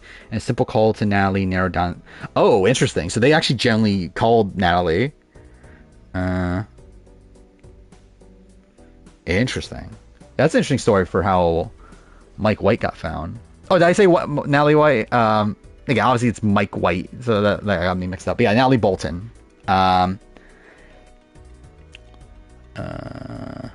What is this post? Literally nothing about V. I feel like V had to be called. Like V definitely, like, because again, the way that Jeff was talking about V is as if he just talked to her. To where I do feel like V got called. Bozzy isn't on, so it doesn't really matter. How old is V right now, by the way? 59? Okay, yeah. Not looking good. Getting hyped, what, for Natalie White? Let's see. Are 2 people on the cast alternates? For last time, I don't know how 22 affects anything or what the game plan is. I was looking at 20 people and stumbled upon 22 today at the 11th hour. There could be 24 at this point, but 22 names I obtained and delivered. Yeah, okay. So yeah, really nothing. Like, we just don't know. I don't think anybody will probably know, right? Until we get the formal cast. Or, like, at least until they fly out, probably. Because, like, once they... I think on Tuesday we will know, right? Because, like, Tuesday they're going to arrive in LA. Redmond's going to know the people that are there. So, at that point we'll know, like, the number of people. You would assume that there are going to be 2 alternates there. So, like, I assume by then we'll know the exact number of people. So they didn't think V was on because she told people her knees are too bad to ever play again. Well, that's something. I mean, like, sadly, I did think V is obviously, like, again, climbing up there in age. Like, not to the point where, like, it's impossible to play Survivor again, obviously. I mean, like, she's younger than Susmay, right? But, yeah, it's obviously not looking good at this point. Yeah, where's Rome in all this? Which account is Rome? It's like Apply or something, right? Is Rome?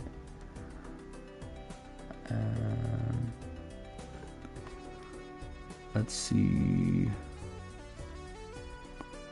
Dude, there's so many posts.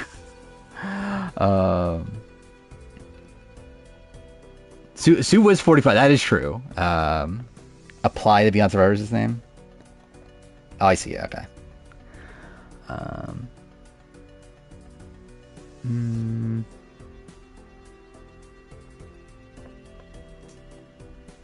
mean, like, is there anything... So I see his last few posts. I assumed there would have been, like, some drama here or something, but now it's just him, like, thanking people for flying him the Beyond or whatever. What was this? This is literally just a few minutes ago. Well, that's something.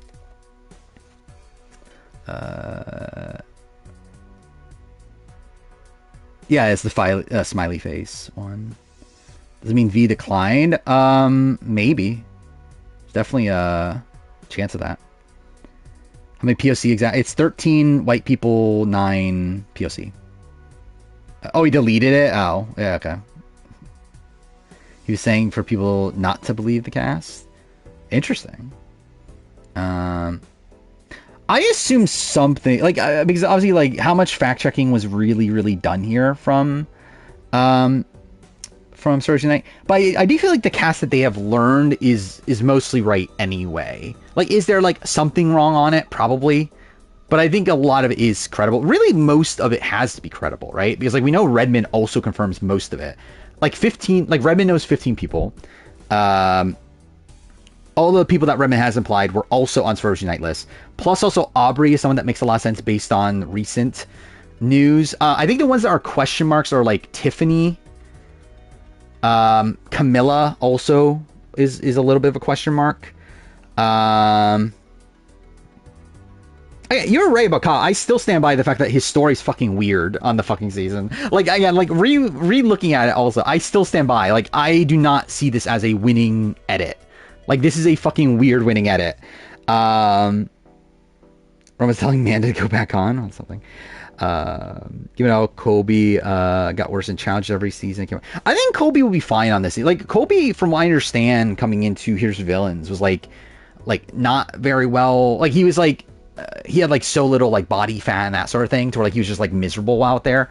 Where like this time it's like I assume he's preparing better, and like this time he's actually into it. Like he actually wants to be there. So like I assume Kobe's gonna be better this time than on Here's Villains. 2 winners does feel weird, for sure. Yeah, I haven't watched Quebec. I've been busy with all this shit. I don't even know if I'll watch it by the time next stream, considering I have to edit these videos. Is everything up for Quebec? Dude, there's so many fucking episodes. Where'd I leave off? I left off at like episode 33 or something, right? I have like 12 episodes to watch. Ugh. I'll watch it eventually, though. Like Joe got the Charlie edit. I disagree with that completely. I think if anything, Joe got the Carolyn edit in retrospect. I do not think Joe. I think Kyle gets the Charlie edit with like a tad more complexity to it. Where I think in retrospect, I get Kyle's story. The problem is I don't think Kyle's story is executed properly. Because like it's set up in the premiere as like, oh, I'm reckless and like all this stuff. And then by the end of the season, it's like, okay, he is like, again, talking about timing. He is like doing these things that feel like opposed to how he started the game, which like, I think you pick up on that now with the overhead view of the season. I do think at the point that we were coming into the finale, I think Kyle's edit is very shallow. And again, his introduction is just terrible still. Like, it's like, now it makes sense why it is terrible, because he's introduced as a way is like, this is where he started, and now he's like this guy that doesn't drop the ball and all this stuff. It's like, there's a reason for it, but I still think his introduction is terrible. Kyle Camilla are on 50, yes. As of right now. By the way, that's when you said about Kyle, like, my first instinct is that you were talking about 50, until I realized, oh wait, you know, you're talking about the 48 finale. But yeah, Kyle, Camilla, and Joe are all on from 30 or from 48. Genevieve's not POC. Again, it's 13-9. Like I joked about, I'm not even like fully joking. I think there's a world where they think Stephanie LaGrossa is POC. Close. Which, to be fair, again, like maybe that is a reason why to think that this is not correct. Because again, like Reality TV Fan was still like all in on the concept that this is a that like the diversity mandate's still in place, but like I think a lot of this does line up with the rumors we were hearing beforehand. From what I understand, Sorority Night spoiled Blood vs. Water, I'm pretty sure. So they, again, like Sorority Night has like friends in the like has sources in the alumni, old school alumni community. Like they literally know people, like the actual alumni, like that is who their sources are like the people themselves. Or like Redmond sources are like a mix of like, there's some like newer school alumni, there's like production sources, there's CBS sources, like he has like sources all over like that sphere. Survivors Unite has sources as in like they literally like contact the players themselves, like the old school players. So yeah, I think a lot of this is correct. I think the newer era people, though, especially the newer, again, I think like Tiffany and Camilla are like two of the big ones. Because like I think those are people that are like a lot flakier, just because it's Survivors Unite. Like that's a Survivors Unite exclusive thing. Like Redmond has not heard about Tiffany or Camilla at this point. So, like, I think if anything is wrong, it is those specific names. I think it's Tiffany. I think it's Camilla. Anyone else? I think everything else is probably right. Which, to be fair, that's still fucked up with diversity, considering that's two of the POC. But yeah, I think everything else is correct. Like, Mike White is like maybe a question mark. But yeah, like everything else has to be right at this point. Because again, like Redmond also knows the other 15. So like the people that aren't part of the 15 that Redmond knows are what? It is Kyle and Camilla, Which, to be fair, Kyle was also a question mark, but also it's like, who the fuck else is the other winner then? Because like they're not just gonna have D alone. Like Redmond knows D. Like D is confirmed, like fully. So it's like it's not like they're not gonna like it's not like they're only gonna have one winner on there. Like that would be fucking weird. What player would know Rob was cut besides Rob? That's a question, right? I mean, they said that they were 99% sure Rob was cut. Is what they said this morning. So, I don't know. I'm not expecting Rob either way. Like, I think it's like, there's clear beyond that, like for reasons beyond that Rob's not on. Don't think any of the 46 players are working together. Probably, like, I think Charlie and Tiffany are fine. They're not like the best of friends, but like they're fine. Like, obviously, it would have been, like, better for Tiffany if it was, like, Hunter. I know they're, like, best friends or whatever. But, so. Amanda, Elizabeth dropping off back-to-back was very coincidental. I don't think they... Well, it doesn't seem like they dropped out back-to-back, necessarily. But, I guess, like, in terms of our perception of things, right? You're talking about, like, the fact that we lost... Like, from our point of view, we lost them right away. Yeah, they're two of the bigger gets, but also it's like I am personally like I'm fine 100% with Elizabeth dropping out for Jenna. I think that's perfectly fine. I think the Amanda for Aubrey is a bit of a downgrade. And again, I think if it was Amanda for Jerry, I would have been a lot happier with all that. Yeah, Rob fully was talking about about the 50 cast on the patron call today. So that's something. Yeah, Kyle, Camilla, Tiffany, Mike, Aubrey, Rick, Jenna. Yeah, it's like, I feel like almost all those have to be there. Like, it really is just Camilla and Tiffany that are, like, my question marks. And, like, Mike, well, super, Mike could be wrong. Like, because, like, Devins is there, right? Like, especially now that we're getting, like, someone saying Devins is, like, I don't know. I feel like Devins has to be there. Like, we have so much that Devin was at least in the running. I cannot imagine a world where they cut Devins. So it's like, if Devins is not there, it's him dropping out the last second. So yeah, like Devins has to be there. Like Mike White is like a big weird one because like obviously like it seems like Drop Your Buffs got that information first. Like by the way that Survivors Unite is telling the story, it seems like what happened is that Drop Your Buffs mentioned this, they recognized that the source was Parvati, and then through that they figured out, okay, it could be Natalie Bolton, it could be Mike White. And then it seems like Survivors Unite is now confident enough to say they think it's Mike White. But yeah, I can see a world where that could be wrong, but also it's like where was that source from to begin with? I think like was their source Drop Your Buffs? Because if it is, then obviously that's questionable. Like they must have had other sources beyond that. It's not Davey. Davey got cut. We know that. Do I think Rob will ever return at this point? Probably not. Not looking great. Drop Your Buffs. The story was that they're friends with Parvati, and through Parvati they learned Mike White. But they have podcasted about White Lotus. Is like I know. Like I know very little about Drop Your Buffs. Like for all I know, they also friends with Mike White. But yeah, at least from what I've seen, they do at least have that connection to Mike White. Will 50 cast direction get 50,000 views? Probably not, no. I doubt it. I don't think I can make a video that gets that many views nowadays. We'll see, though. Again, I think I just got very lucky with the start of the channel. And, like, I don't even need those views nowadays. Like, I make more money now than I did back then anyway. Like, it doesn't really, like, matter that much. Rome is glazing CBS? Well, that's something. I think you all underestimate how good CBS is at casting these days. If the cast will produce a guaranteed top 5 season.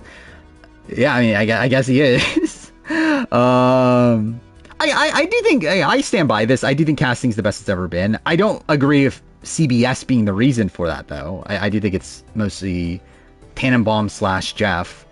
But yeah, I don't necessarily agree with CBS being the reason. Yeah, again, that's what I was talking about earlier. It's like, again, this is definitely better than Game Changers. Like, there's no fucking Haley Ford or Sierra Dawn Thomas. or Caleb. Yeah, Redmond said do not rule out a 49 person. I still find it pretty impractical personally. Not impossible. Like, definitely possible. But, like, I don't really... I don't know. It does feel weird to me, but to be fair, also, Marianne not being there feels weird to me, too. So it's like... Which, by the way, Marianne being cut is also confirmed from Redmond as well. Like, that's not just Sorority Night thing. That is also a Redmond thing. He confirmed Marianne was cut. Confirmed Andy was cut. So, like, those are real, like, no matter what. Like, even if Sorority Night is, like, misguided on some things, those things are real. Like, that did happen. That Marianne and Andy are not on. I don't know why they were cut. I generally don't know. I like, yeah, well, too, Andy, I get in the sense that, like, again, he's, like, most of this cast are pretty big fan favorites. And Andy just simply isn't. So, again, I get that. Marianne is weirder to me. Like, Marianne, I thought was one of the biggest locks on the board. Like, for Marianne to get cut is kind of insane, especially when Tiffany is there. But again, I do think they probably look at them different archetype wise, right? Like, who is the... I mean, like, the fact that they went for Aubrey over Marianne, I think is the surprising thing too. Because I think Aubrey and Marianne are more, like, similar archetype-wise. Obviously, like, very different in terms of they're, like, 15 years apart or whatever, age-wise. Maybe 10. Anyway, but yeah, I still feel like Marianne, like, you would have expected her to be there. She was in the bottom 3 of the New Era winner poll. But that also brings the question, like, why isn't Rachel here then? Like, you would think Rachel would be a lock, and Rachel's not there. Like, even Rachel over Aubrey actually makes more sense. Like, they're literally the same archetype. Where, like, I think that's even more puzzling. And again, it doesn't sound like a situation where, like, Rachel turned it down. Like, she had been begging, like, I don't know, begging's the right term, but she did say that she wanted to play again post 47. And then again, she's literally crying over how her 1-year journey of Survivor is over during the On Fire podcast. It's like, I think she clearly wanted to play again. Like, maybe for all we know, she had to turn it down due to other things going on in her life. Like, we don't know, but, like, it does feel like she wanted to play again, at least. Yeah, Tiffany Irvin, not Tiffany Seeley. Aubrey and Camilla seem... Actually, it is probably Camilla and Marianne, isn't it? I forgot about Camilla. Yeah, I think that's probably the more similar, like, debate archetype-wise.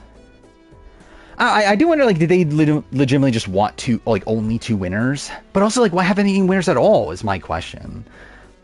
Like, I actually feel like I would be more content with this cast if Dee and Kyle weren't on. Because I think them being on just feels weird. And obviously, like, ideally I would see Kyle and Dee play again, probably. But it's like, again, like, I think it's either, like, like, have, like, 4 winners or whatever, or have none at all. I think to have this, like, middle ground just feels strange. Again, 49 could be on, just obviously we don't know who those people, like, who... Actually, what if it's 249 people? I didn't even think about that. Like, maybe it is 24 people and that there's, like, 249 people. But I do feel like it's weird, though, because, again, they're going to be announcing the cast before the season airs. Where, like, this isn't, like Game Changers or whatever, where, like, it's not, like, officially released by CBS, but it's just, like, we're seeing from Redmond, like, who was on. Like, this is literally CBS spoiling themselves that these 2 people are people that did enough to be on 50. Like, that is very, very strange. Kyle and D is like Ian. Yeah, actually, I forgot about BB22 did do that, having 2 winners. So maybe that is just a CBS thing now. 50 is gonna be the American version of Australian Survivor. I mean, like, is it though? Like, I think it's still gonna be only like 15, 16 episodes, even if it is 24 people, which is like the questionable part of all of it. I'm not even gonna play the game, probably. I generally didn't even intend on playing the game. I was literally just going to talk for like 2 hours. I'm probably not going to be streaming, like, hey, this is not a normal stream. I'm literally just doing this just to talk about 50. Again, normal stream will be on Sunday still. Because of how much disaster this was behind the scenes, and we're going to get a returning season until 60. I think there's a shot. It depends on how much of a disaster it really was. And, like, what does Jeff feel? Like, how does Jeff feel about it? Which we probably won't get the answers to ever, probably. Riz God for 50, maybe. We'll have to see. No, 49's done filming. We're gonna finish filming what, like almost 2 weeks ago now, right? Like a week and a half ago. So yeah, I mean, they're home. Picture of Russ Swan. I mean, I will be. Yeah, I mean, I can't wait to talk about the full journey we had with Russ Swan. I think that's gonna be the funniest part of the video is like the fucking like Philip Russell Swan, like all that shit. Like again, like a fucking coach. Like fucked everything up, but it makes it funny that that's what happened. Again, it's like frustrating at the time, but it's like funny looking back on. The fact that like coach like tricked even the spoiler people. My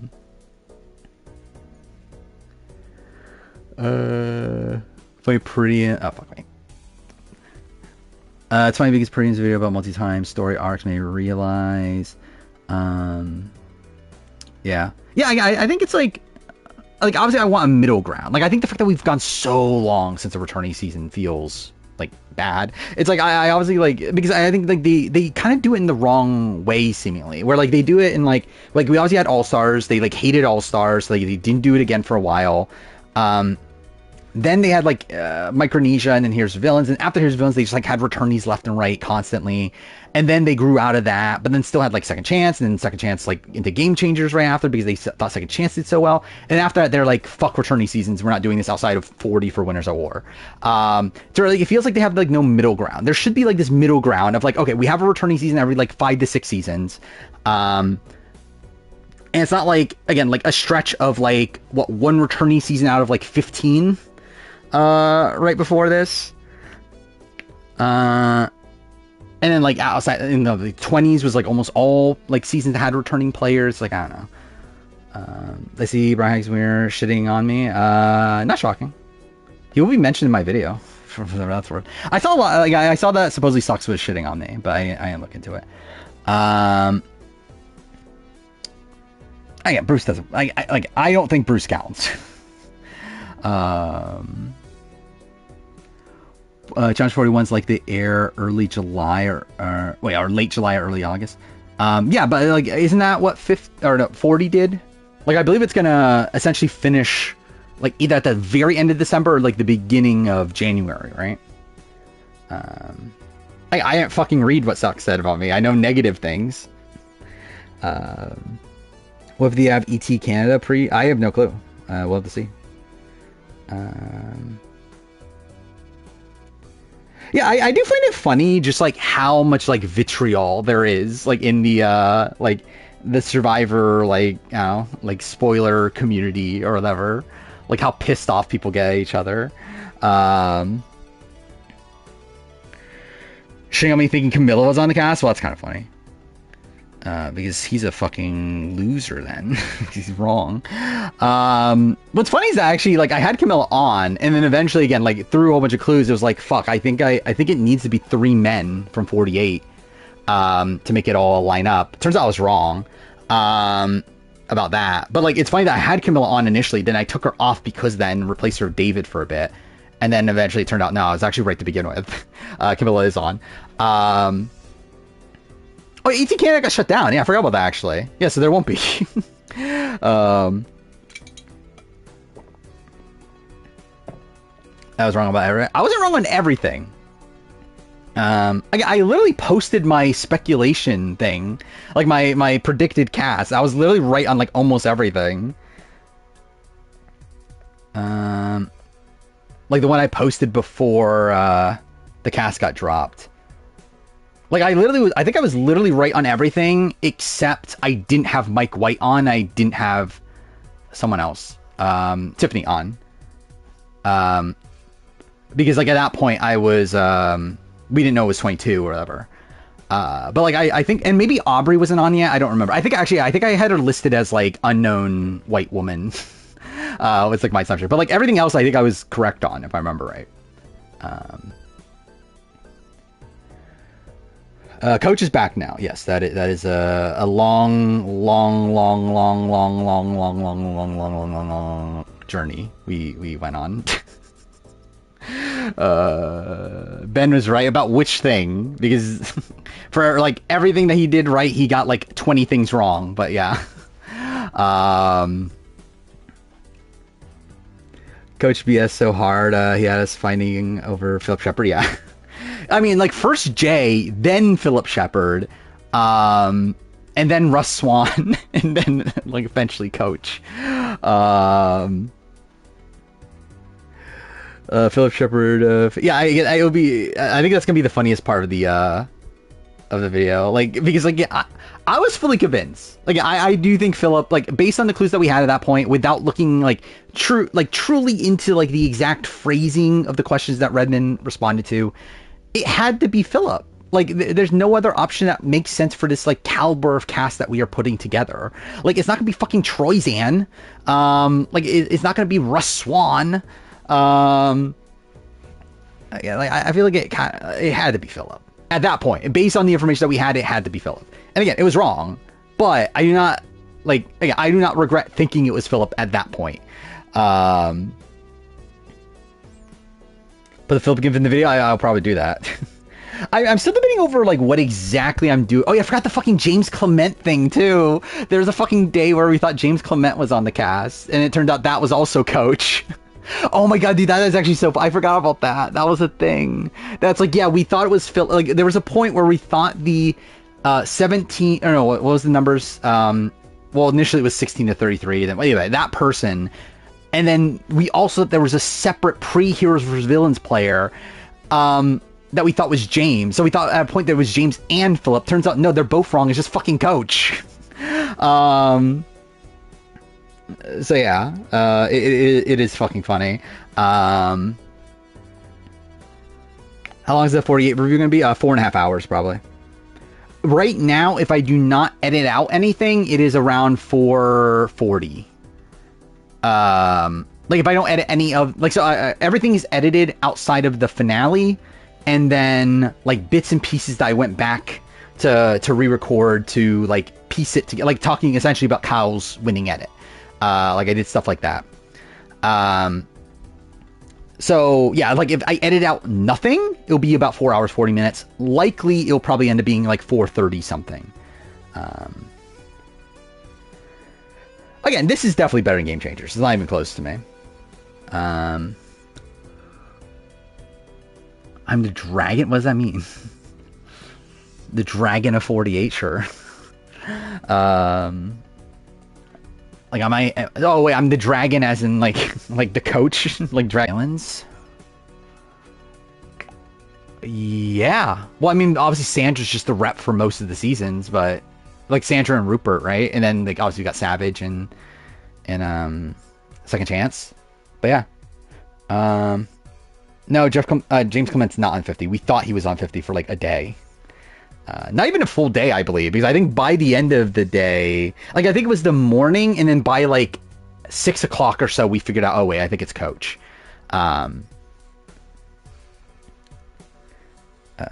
Yeah, I did see Ben saying he doesn't think the cast is real. Which, again, I think there is reason to think certain people are wrong, but, like, again, Ben is also someone that still wasn't, like, convinced it's Emily Flippin, and I think that is just pure delusion at that point. Like, that, I can't fucking help you. But, like, again, thinking, like, Tiffany is wrong, I'm like, okay, sure. Again, maybe. But, again, do I trust that Survivors Unite had a source that told them that Tiffany is on? Yes. I do fully believe that. I do not think Survivors Unite is lying about the cast. Yeah,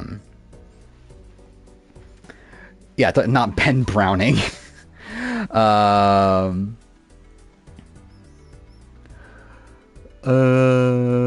Katura's, yeah, I mean, yeah, Katura. So who are the people that he was in? He was like Katura over Emily. Was there I feel like you would think that he would not be in on Genevieve, but I don't think he ever was out on Genevieve, was he? I think he was like, Omer, right? Omer over Jonathan. By the way, I felt like Redmond just like openly like pretty much said it was Jonathan the other day. Because like he was like someone asked him like about the cast size, and then he responded 42 male is 6'4" or something. Like some fucking like essentially just spoiling that it's Jonathan. Because like obviously it's fucking Jonathan. Oh yeah, that was a debacle today too. The So like Link gave me information from that, like, so Survivors Unite. So like, Link was asking Survivors Unite about like Link from Redmond's Discord was asking Survivors Unite about new era winners or whatever, about winners. I got a response, but then like Survivors Unite told them like don't tell people. But then like he told me, but then like after that came the bombshell of there is like one of the worst seasons of the new era has 3 people on it. And people were like fucking freaking out over like what season is, and it's like, again, like with my information, like knowing what Link told me, it has to be 48. Like it literally cannot be any other season. It has to be 48. So like that was the annoying thing, because like I was like I had like, because I know it's 48. Like no, it is 48, because again the information is that there is a male new era winner on the cast, which has to be Kyle.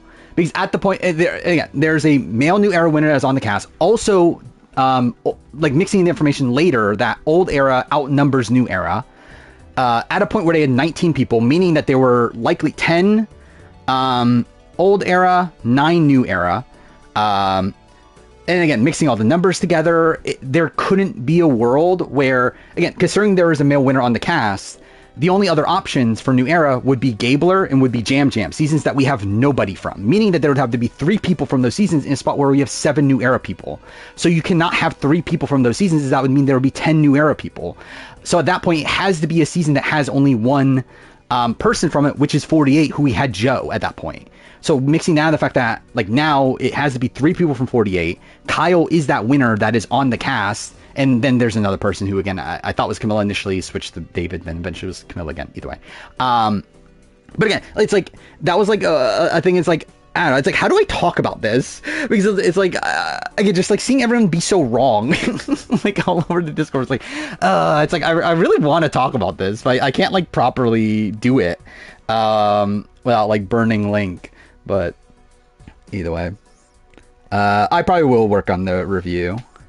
I don't think I'll be able to get it done in time, either way, but actually, if I work on it after stream and I work on it tomorrow before I go to work, there's a shot it's on the membership tier, like, I don't know, earlier than earlier than fucking like 1 o'clock or 2 o'clock in the morning. Like maybe around like 11, 10-ish, we'll see. Because the thing is, I still don't feel confident I'll be able to render it and then start the upload. We'll just see how it all works out. Worst placement, yeah, it's Tiffany. Tiffany is the worst placement. Blaming Jeff now. I mean, like, dude, Rome's always been complimentary of Jeff and CBS, and for what that's worth. Cast reaction. I was thinking about potentially doing it on stream, but I don't know how distracting that's gonna be. We're like, I wouldn't be opposed to that. But yeah, I don't know if I'll be able to like record it properly though. Favorite rumor is that they're going to air 49 to 50 out of order. I mean, again, imagine.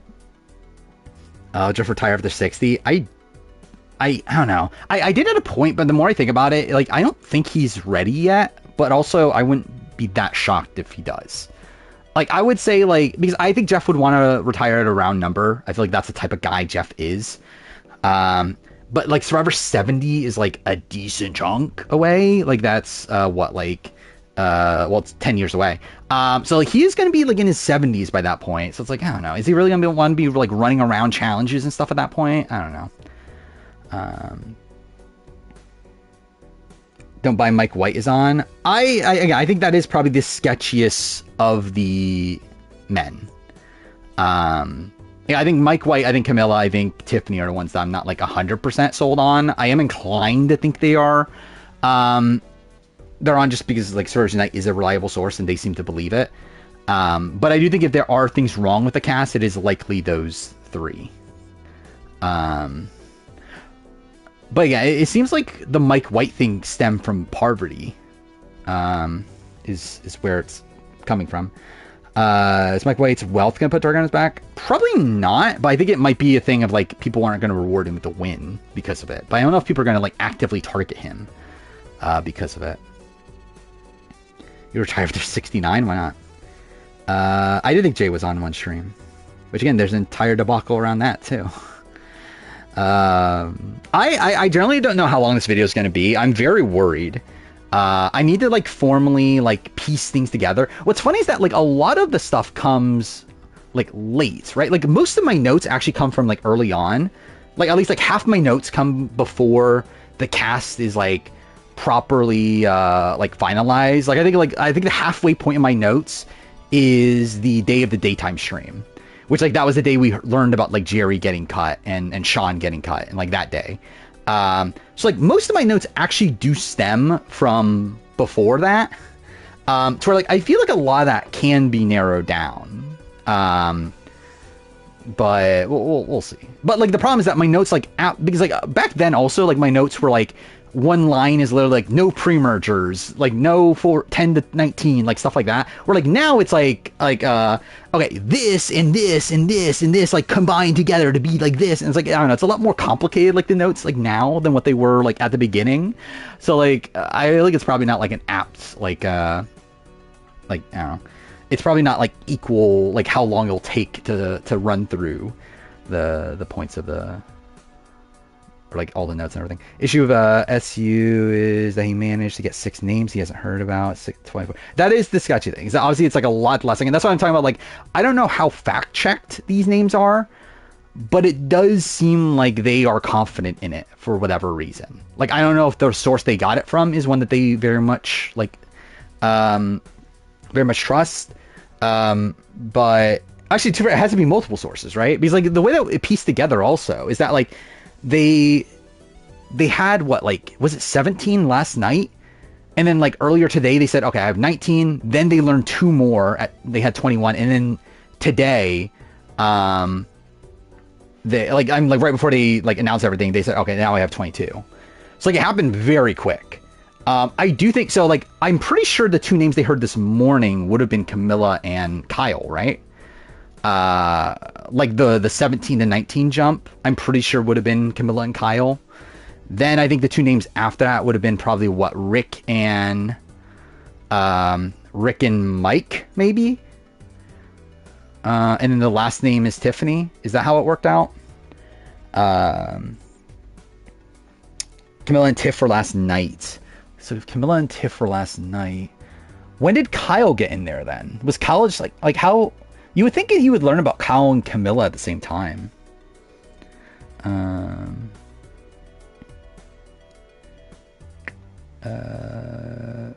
What I learned, Joe and Eva likely lose against everybody. Is what it seems like. Kyle, I still am not entirely sure on Kyle's win equity. Like it seems like it does seem like Camilla probably beats him. It's not like a guaranteed thing, especially when you look at like who is saying that they would vote for Camilla when like they said oh Camilla's like would have demolished everybody. Like the only people agreeing I believe are like Star and like Mary and like some like the people that were voting for Eva. So it's like I don't know if like I don't know how like 100% that necessarily is, but I do think Camilla would have had a good shot against Kyle. Mitch seemingly beats Joe and Eva from what we've heard. Don't know about like Kyle and Camilla, like that hasn't been made super clear.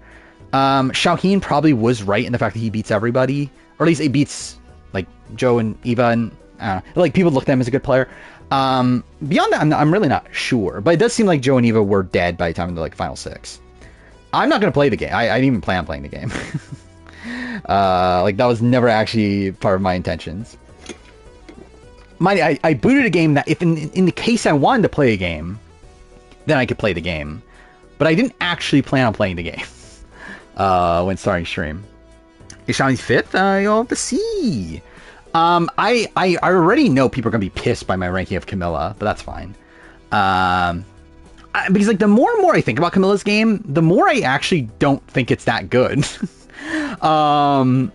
Like I think she's essentially playing for a loss like almost the entire season. Like I think her only way of winning the game is winning final immunity. But like she plays a game that she's essentially like the passenger to Kyle's game and just waiting for Kyle to agree to make a move. And then she gets herself to a final 4 situation where like the other people don't want her at the final 3, and she essentially has to win final immunity or she's screwed because she's not fucking winning fire. So yeah, I actually am not particularly high on Camilla. Camilla's second. Well, they're wrong. I should change it to just chatting. The reason I didn't is because it would bother me to like just have just chat. Because like obviously like most of the times I'm streaming, I'm actually playing a game kind of. But like if I put just chatting now, then it's gonna show up on my like Twitch tracker that I played. That I like had just chatting. I've never had that before. That like messes with my like, I don't know, messes with like the what do you call it? The thing that says like how many hours you've played games and stuff like that. Which this actually does, like obviously because I'm not actually playing Balatro. But I don't know, I don't want there to be like an additional thing of just chatting. That bothers me. Did I play a lot of Balatro? Not really. I've only played it on stream, and I've played like, to be fair, I've played probably like 12 hours already. Even though like I've barely done anything in the game. But no, I'm not like that big into it. I did actually think about doing a like formal cast reaction, like with like cam and everything involved. The problem is I don't have a good camera. I guess I could use my phone. Like the camera that's on my computer is like really shit. It's like fucking like 480 or something. But like, I guess I could use my phone, but also at this point there's no point considering the cast, like we know the cast, or at least like have a good, like I don't think it's like what reaction is there really gonna be? It's like, again, are there gonna be people that might be different? Maybe, but it's like, again, am I really gonna do a fucking cast reaction for like one different person when like I know everyone else? It's like, I don't know. Cedric is #1 king, obviously. Hot tub stream, obviously. That's exactly what I should do. Yeah, I did think about doing it though, like an actual like an actual like in-person cast reaction over a like the normal video like cast reaction. Maybe, I don't know, is there like could I do that, like generally do a cast reaction, like actually react to the actual video that comes out and release that as the cast reaction. I'm never doing a hot tub stream. I could release the Big Brother video, but I'm not going to because I don't have enough videos lined up. Like I'm already behind as is. I don't think I can like sacrifice a video for like when I'm also going to release a 4.5 hour video the next day.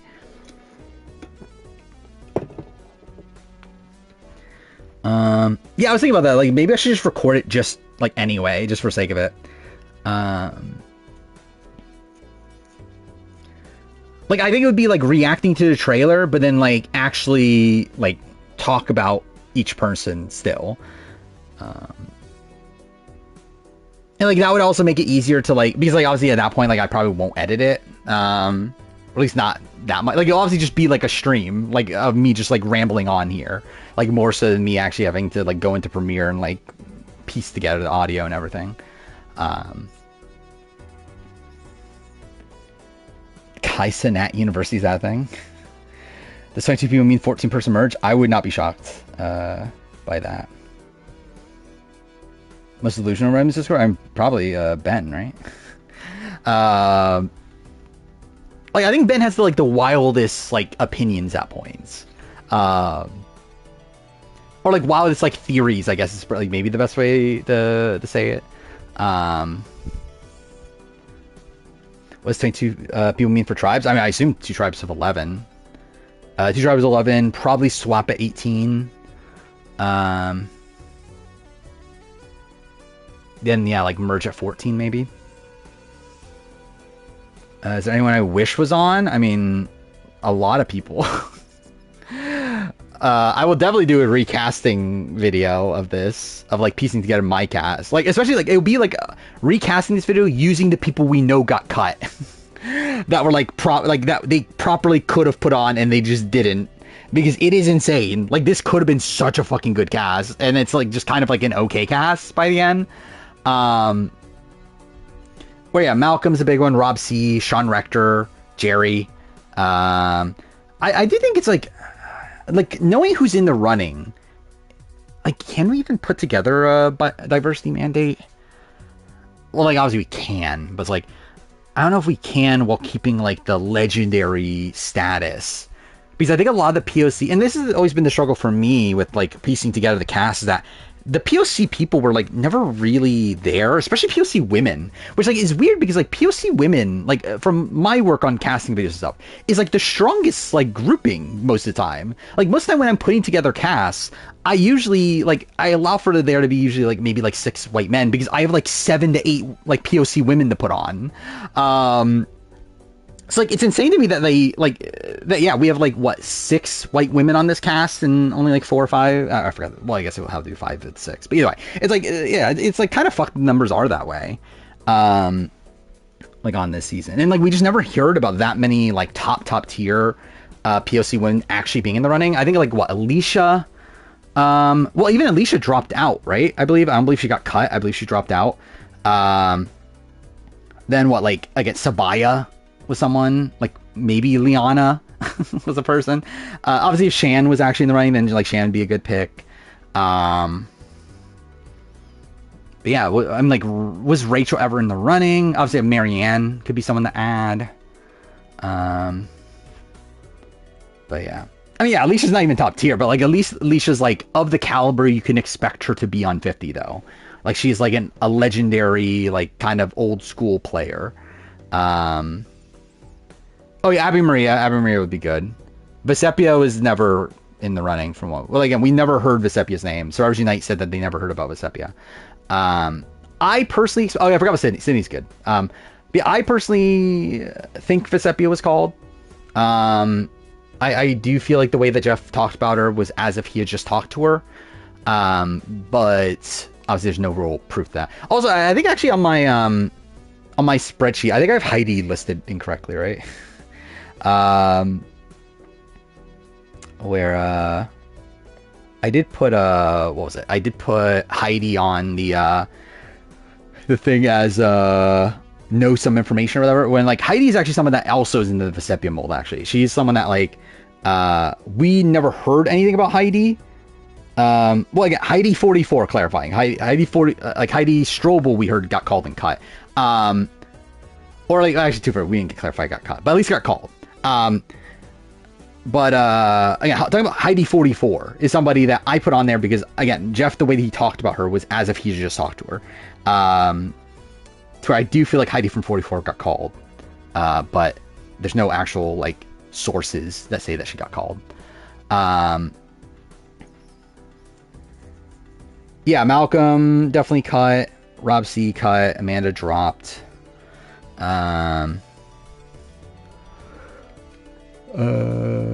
Jeff will introduce puppies on 50. What? Oh, like as a cool. Yeah, exactly. Yeah, I can't wait. What a great twist that would be. Don't understand why Caroline and Jesse got cut. It is weird. By the way, that traders thing led to nothing, right? That was a thing this morning too, right? It's like reality TV fan supposedly, I didn't even see it for myself, but like supposedly said that there is a Traders season 2/3 player on,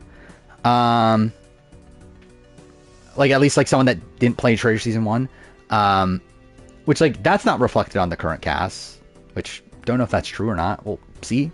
Again, if it is somebody, like it kind of like has to be Jeremy at this point, right? Like Carolyn got cut. Unless they called her back, like Carolyn is cut.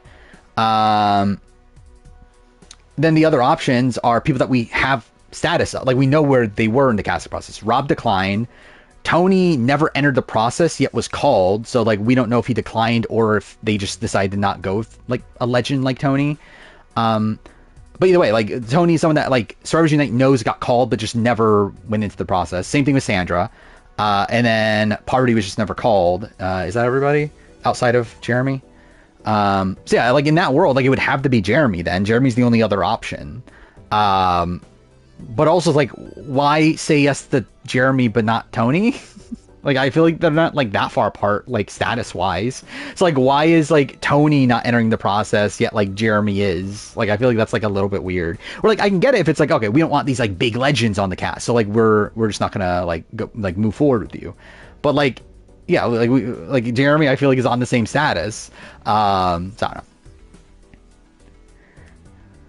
know. Considering she was on the cast, I think Amanda would be a lock, near lock for 60. I mentioned that before. So I think it's like we know that CBS was like essentially forced production to call Amanda. Amanda was not called until right before the cast was finalized, like in March, like way after all the other calls went out. Most people were called in August. Carolyn was called in November, likely also under CBS guidance. Amanda is someone that wasn't called until March, under CBS guidance. Like CBS literally told them to call Amanda. In that world, again, I don't think Jeff was like particularly high on Amanda and wanting Amanda to come back. And then now that she drops out on them at the last second, like 4 days ago, supposedly, I doubt they're like happy with Amanda. So yeah, I would not expect Amanda back, but it's not impossible, obviously. Yeah, Dom just never came up. Like no reliable source had Dom. Brian Hikes Wiener's the only person that had Dom on their list ever. And I believe it was because Dom's like a name that was floating around at the charity event. But yeah, like no reliable source ever mentioned Dom. I think replaced Amanda supposedly was Aubrey. Like based on the way that Stars United was talking about Aubrey, and that Aubrey is a name they heard about 4 days ago because of a big event or whatever. It seems like that was Amanda dropped out and Aubrey was the replacement. I thought they're happy about Amanda, but she'll have fan demand for the next 5 years. Maybe, but like also it's like they knew that this time, and like it took CBS forcing production to call her. So it's like, I don't know, is CBS going to want to force production again in a spot where like she could just drop out on them again? It's like, I don't know. Like it's possible, obviously, but it's just like, I don't know. I wouldn't be banking on it. I still, yeah, like the entire like Elizabeth situation is still so complexing to me, because I do wonder how long she was in the process for then. Spencer was cut a while ago. Like Spencer was like one of the first people we ever learned was cut. Like that was like what, almost 2 months ago now? Actually, I think almost like pretty much literally 2 months ago. I think it was like, what was it, 26th or something like that of March? 24th maybe? I forgot. It was something like that. Yeah, I saw that thing about someone messaging like Elizabeth's son. It's like, what the fuck are we doing? Like, what a fucking weirdo. I think Aubrey only replaced Amanda because they knew she'd agree on such short notice. I assume they called whoever they wanted. And like, because like, it's not like a situation where like they're like, oh my god, we only have one call we can make. Who are we gonna make? It's like they can just call whoever they want and just hope that they say yes. Like I doubt if like they didn't want Aubrey, they wouldn't have, like they obviously like they would call whoever they want first. It's like just whoever is the first one to say yes is the person that is likely gonna take the slot. So just being a baby, I mean, I think it makes more sense why Spencer was cut than other people. Yeah, Raymond. Does Ozzy want to play again this time? We'll see. I mean, like, from what I've heard about Ozzy, like, he's at least, like, aware of, like, that his strategy doesn't work. That his, like, previous, like, gameplay style doesn't work. So it's like, I feel like he's probably going to try to change it up. But, like, I don't know. It's like, I kind of just expect more of Game Changers Ozzy, though. Oh yeah, also yeah, Amanda, like people were like calling Amanda's like real estate business too, right? That was, or like her, like she's a real estate agent or whatever. They were calling her like real estate company. Like that's fucked. Like why are you doing that? Actually, wasn't that a thing that happened when we initially got the rumor? Like I wasn't, that was a thing back when, I forgot if it was after we learned about 15 female or before. It was probably before. But I remember like people found her real estate thing, and then like we're like, yeah, people were like saying, oh, I called Amanda's thing and they said that she's open in June or whatever. It's like, you know, why are you doing that? Like what a fucking weirdo. The Ozzy gets purpled, I would not be shocked. Yeah, they were messaging her phone, her work number. Yeah, watch Earl accidentally or actually be on 50. I doubt it at this point, but you never know. Sources Unite confirmed that Earl was called, but just like again didn't make it far into the process. I assume Earl just turned it down. Is what I'm assuming. Essentially, they heard that Earl was called, and then their like source went, now like was gone after that, right? Is I think what they said. Where like I guess it seems in line with what Redmond was talking about Earl, where like Redmond heard about Earl once, like a while back, never again. It does seem actually really it is wild that Redmond never heard winners properly until so recently, right? Like, considering we did ultimately end up with 2 winners, the fact that, like, seemingly winners were in the running from the very beginning, as far as Unite knows that there were winners that were called at the beginning of the process. Like, obviously we know Boston Rob for sure was called at the beginning of the process. Like, it is kind of wild that, like, Redmond never heard about single one until very recently. The coach said he's not a survivor. I mean, he's a liar. I could have told you he's a liar. Like I've been saying for a while. Like I was very confident, Earl, that Coach was going to be like he was going to be on 50 if they like. I was confident he was going to say yes to 50. I think it's the best way to phrase it. I did not have like all the faith in the world that he would make the cut, but I think dude, I keep on saying Earl. I do think Coach clearly was again, was willing to play again. And I think he's just pretending like he wasn't in the case that he gets cut, and then he can like pretend like he like again, pretend like, oh, I retired and like all that bullshit. Thoughts on this fake spoiler? What is this? Oh, I saw this. Yeah. Like Redmond had to post on himself, right? That's fake. 15 female back in the loop. That's false. 17 female now in the mix after they decided to not bring 16 female. I believe Survivors Unite themselves confirmed that Corinne was not in the running, right? 37 male basically confirmed on the cast. I'm too fair. I guess that's right. Earl was in the mix and was on the mix and was being hardly considered to be on the cast, but he decided not to. Well, okay, I think the phrasing of that's all fucked, but I guess that's true, kind of. I mean, I don't know how in the mix he necessarily was, but I do think he declined due to the movie. I assume that's the case. I do not think Twitter would love this cast. I mean, it could have been worse for them. Elizabeth was on until yesterday. Or like 2 days ago. Coach is great. Like his entire like just how much he's trolling over all this is so funny. DBing on 50 right after Challenge 41 shocking. I agree. It is. I don't get it personally, but cool. I mean, I really thought that was a death knell. I really did not think she would be like they would allow her to do that. But they did confirm today that 14%. Yeah, that's what I was talking about. They did confirm that he was called. And that he was the only person called from 14. So now Yao Man, no dreams. Well, I guess they actually just released all the men they had heard, right? So it's kind of to be expected that they're not. I'm still shocked that Sean Caniff was called. Because I never heard about Sean Caniff really being in the running before. So that is interesting. I wonder if he turned it down, or like did he say yes or did he turn it down? I assume he turned it down based on the fact that we never heard his name beyond that, right? Because like with the other names that we heard, we know that they said yes. Like the people that Redmond has implied, those are people that said yes and entered the process. So the fact that Sean Caniff's name never came up until now, I assume that likely means Sean Caniff said no.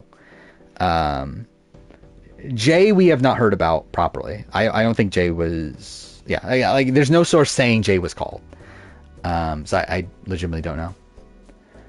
I guess percentage chance something about the cast is wrong. I think a decent, like I think like, no, 40-50% chance, maybe more. I mean, like I think some, like it's not perfect. Like I think it's like even in the world where these are the 22 people, I think there's a world where like it's 24 people. I think there's a world where it's 20 people and like 2 of these people are like the alternates or something like that. Like there's other worlds here to where even if these are the right people, like it's not even necessarily the exact right cast, but there's also the world beyond that again a couple people could be wrong. Like Camilla, Tiffany, Mike White, I think are like people that definitely could be wrong also. So yeah, I think it's a decent chunk, like decent percentage. Malcolm got cut. We know Malcolm got cut.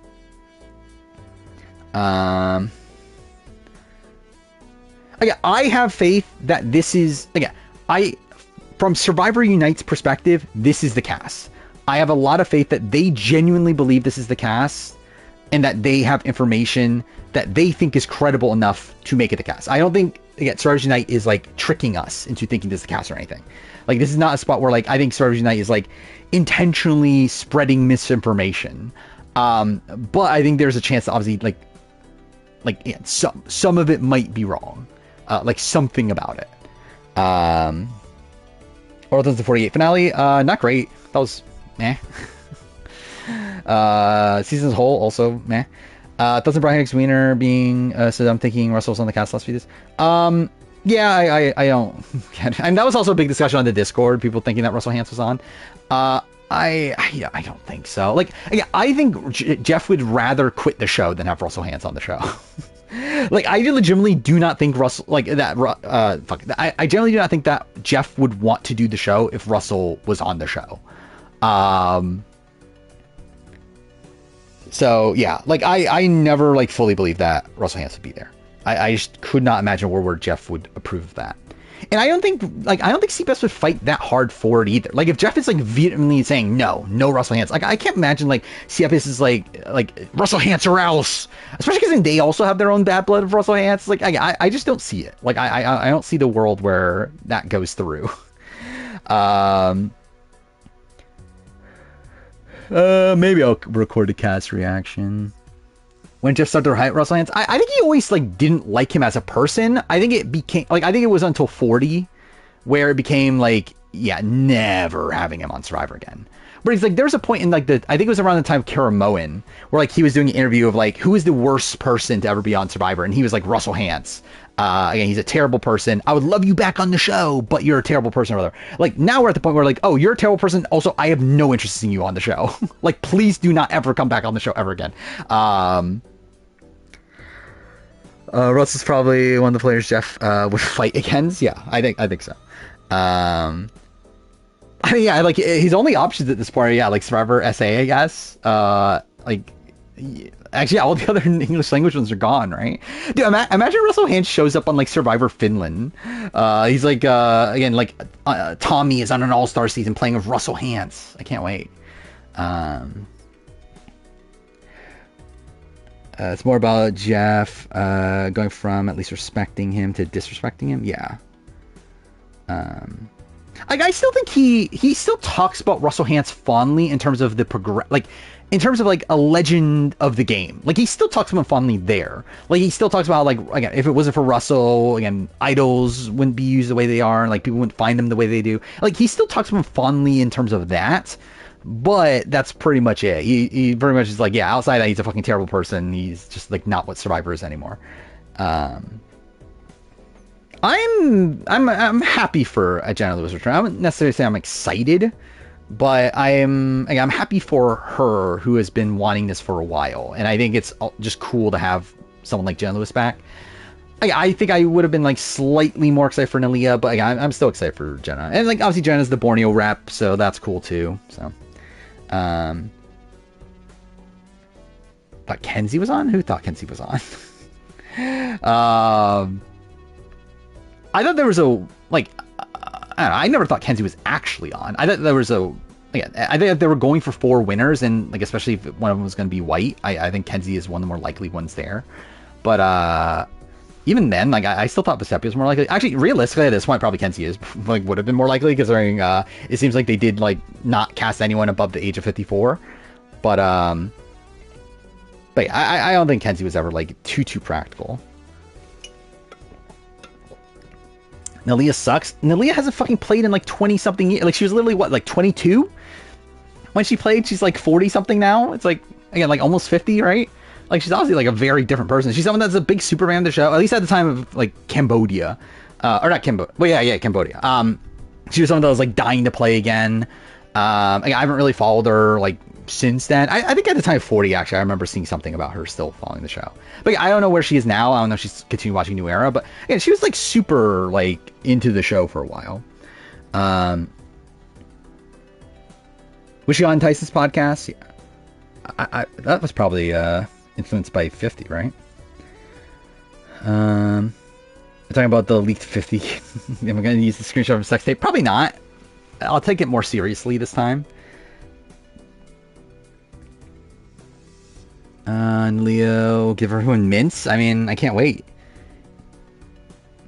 Rob Amber weddings video.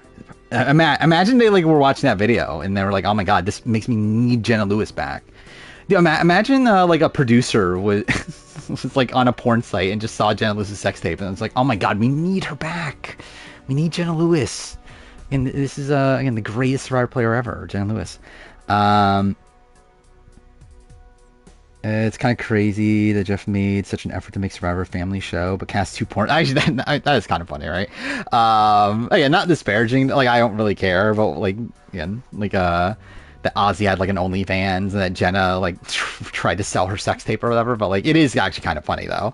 But yeah, like the entire notion that that they're trying to make it a family show and they're both on anyway. As New Era defender, I'm still shocked Jonathan got in over Malcolm. I'm not. Again, like, Jonathan was one of the bigger locks to me coming in. I thought the biggest thing against Jonathan was diversity mandate. That was my worry. Again, worry's obviously a strong term. But, like, in terms of, like, yeah, my thinking of, like, if Jonathan doesn't make the cut, I think it's because of diversity mandate. Diversity mandate's out the window now. So I'm like, I always kind of expected Jonathan to be there. It's not that shocking to me.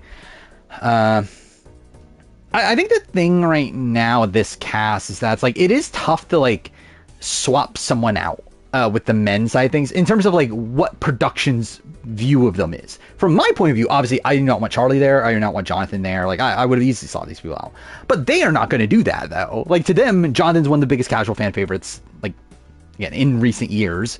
Charlie, also pretty big casual fan favorite, also has like a really good redemption story and whatever. Like Jeff loves him also. So it's like there really is like no reason for them to not be on at this point from a production point of view. No, Jesse is, again, I kind of expected it. Like I put him on my cast, but like I always thought he was like pick number like 7, 8, 9. Of the men. Like I thought he was on the lower end of things. Like the fact that he doesn't make the cut by the, and again, that was the spot where like I did not expect there to be as many like older players. Like I thought there'd be a couple legends. I didn't expect like what, like 7 pre-heroes versus villains players, or is it 6? Either way. Like I thought it'd be like maybe 3 or 4. So like at that point it's like, yeah, I mean Jesse not making the cut, that's kind of fine. That's kind of like I kind of expected. Carolyn though is shocking. Like Carolyn not making the cut is mind blowing, especially at the point where they made them call her anyway. Where like again, like once she didn't get called because of traitors, I'm like, okay, it makes sense. But then like clearly something happened to where like Jeff was convinced to call her, probably by CBS during November or whatever of last year. And then like once she's in the process, like the fact that she gets cut likely because of CBS, like that is insane. Like I think that's like a really funny like story. But yeah, because again, like if it was fully just because of the traitors, then they wouldn't have called her to begin with. Like I don't think she would have been like, they again, if CBS was really that bitter over traitors, then like why force Jeff to call her in November? So like I think clearly something else happened that made them not cast Carolyn by the end. Christian gets caught, we riot. I'll definitely be disappointed. Yeah, and that was a theory that people were like saying that she might have asked for too much money, which like I don't know, maybe. I mean, like again, obviously she just came from the traders who again pays more. It's like again, there's a world where that happened, but I don't know. I think all the Tika 3 should be one-time players. I don't, but I don't know. It's like whatever. Like I've said this before. That's like I like Carolyn as a character. I also don't need her on Survivor again. I do think there is a lot to get from her being on Survivor again in terms of like legacy sort of things, but I don't personally need it. Like I think I got what I'm gonna get out of Carolyn. Like I don't think her game goes particularly better on a return. Especially post traders. I think she's fucked if she's on 50. Well, also it's like character wise, like again, she's fun, but again, we got what we're gonna get. Do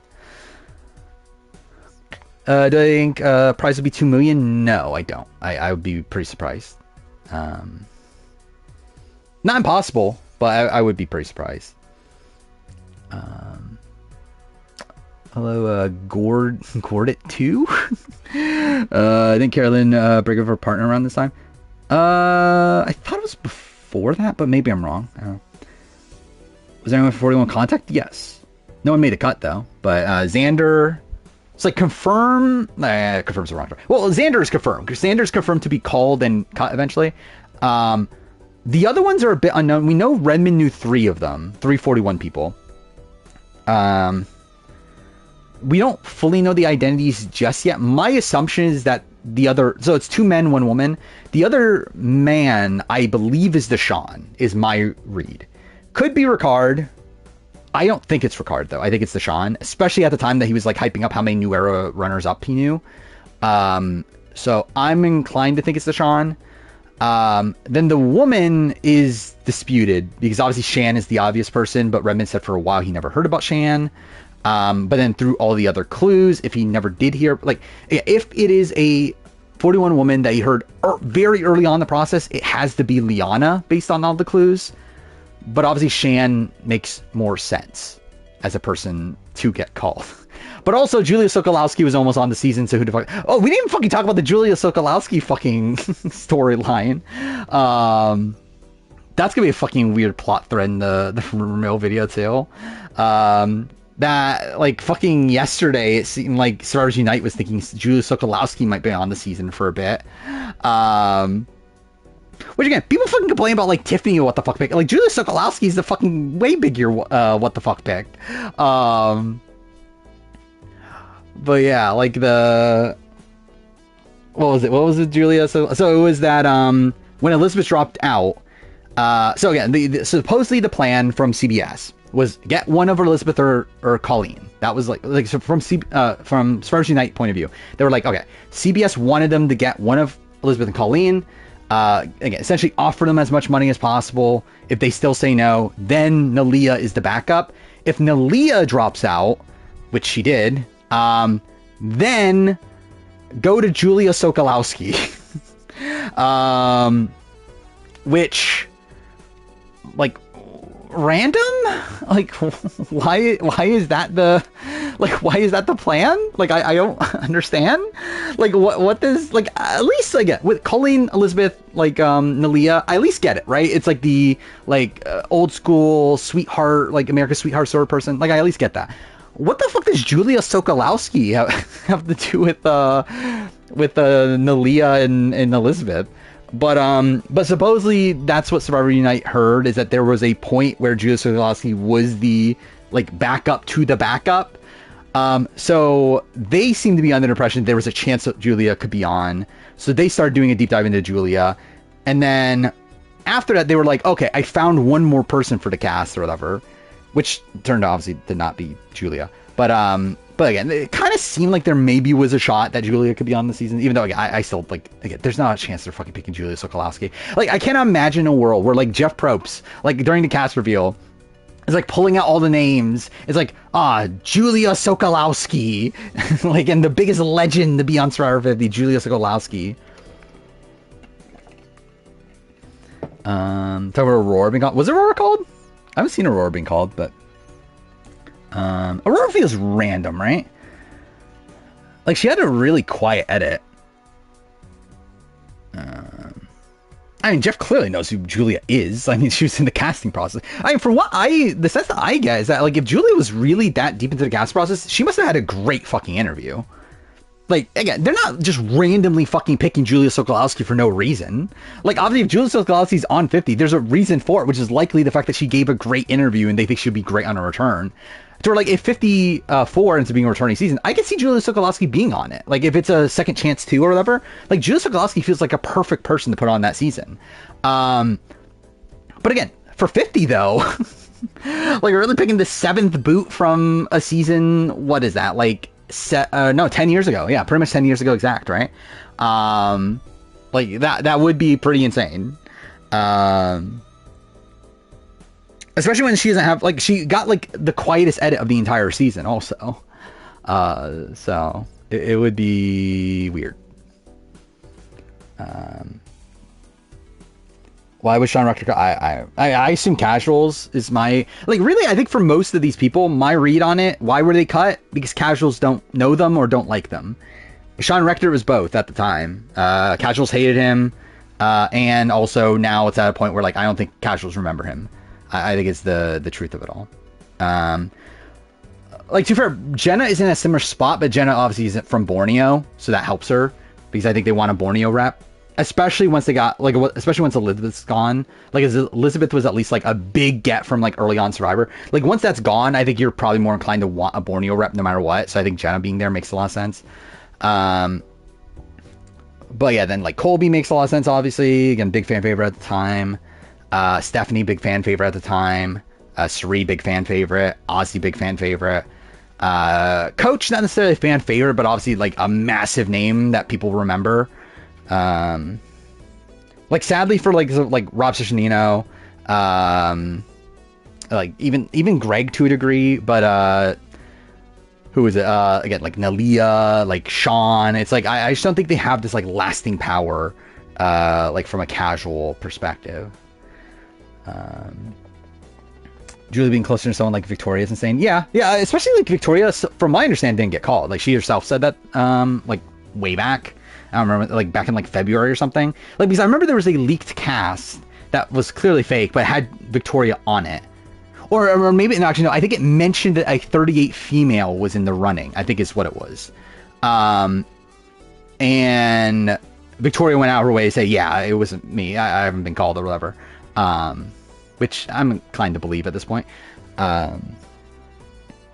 What if 50 was cast like Game Channel? And what does that mean?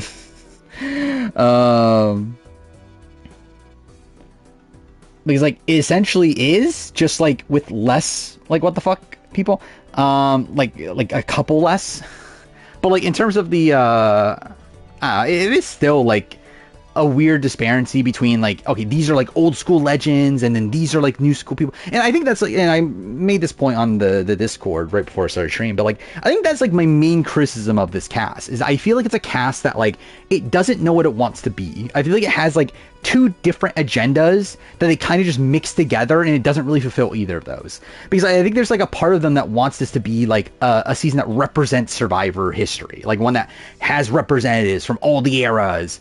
But then there's also part of them that's like, okay, well, fuck, we haven't had a returning season so long. We want these like newer school like players that have potential. Like we want these like people on the cast as well. And then they kind of just like ended up like mixing the two, where it just doesn't like really, I don't know, it just like leads to just feeling like a random cast. It's like yeah, it's weird that like, again, like the likes of like Colby and like again Jenna Lewis are gonna be on a cast with like Emily Flippin and like I don't know, it just feels like a random grouping. 38 female was Aubrey in disguise. I do wonder what the entire situation with Aubrey was. Like, was it the fact that, like, did she get cut eventually? Like, because I assume that's likely what it is, right? Like, she was in the running, got cut, and then likely recently got called back because of the Amanda thing. I think Redmond actually thinks about SU jumping him for spoiling 50. Like, Survivors Unite are pretty close. Like, they talk a lot. And like Survivors Unite was like talking about how like Redmond's such a great guy and that sort of thing. So like I assume that they're like friendly. Again, my entire read on the situation of why Survivors Unite leaked the cast right now is because it was going to get leaked anyway. Because there were other sources that seemed to get the cast that they had. So I assume they were like in a spot where like, fuck, I gotta release it now or else like someone else is going to. And like Redmond seemingly just wasn't prepared at all to release it. The same context, I have not heard a single thing about Hayden. Even then, Hayden, I don't think would say yes anyway. Based on like the last thing I heard about Hayden. So it's, yeah, I mean, either way, he wouldn't be on. Is it a bad sign pre-gaming lies for people we didn't know about today? Maybe. Like, I think especially for like seemingly Mike White wasn't really in the rumor mill at all until Parvati said it, his name. So I do suspect he's not a particularly big pre-gamer, you would assume. Like, I mean, I assume he's friends with Angelina still. And like Christian was obviously just on White Lotus and everything. So it's like, I assume he still talks to them. Like, I would be pretty surprised if like they have not like at least like said, hey, can't wait to see you on the island or something. But it's like, Yeah, I doubt like Mike White is like calling up Colby, uh, or like Q or something.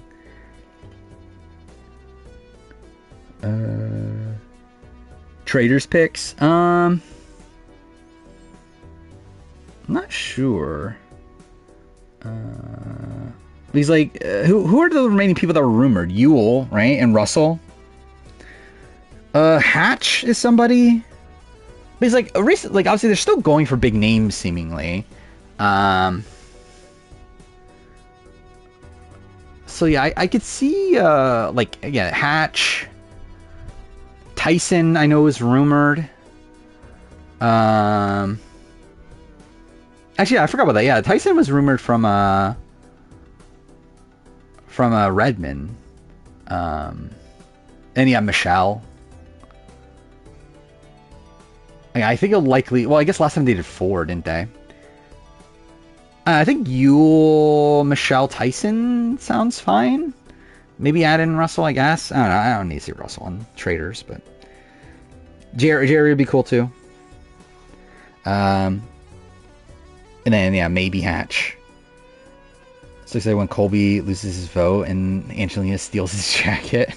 That'll be something. Well, I mean, David, but I was not including Australian Survivor in it. But yeah, like David seems to be somebody in the running. Yeah, Michelle Yee. I'm talking about Michelle Yee.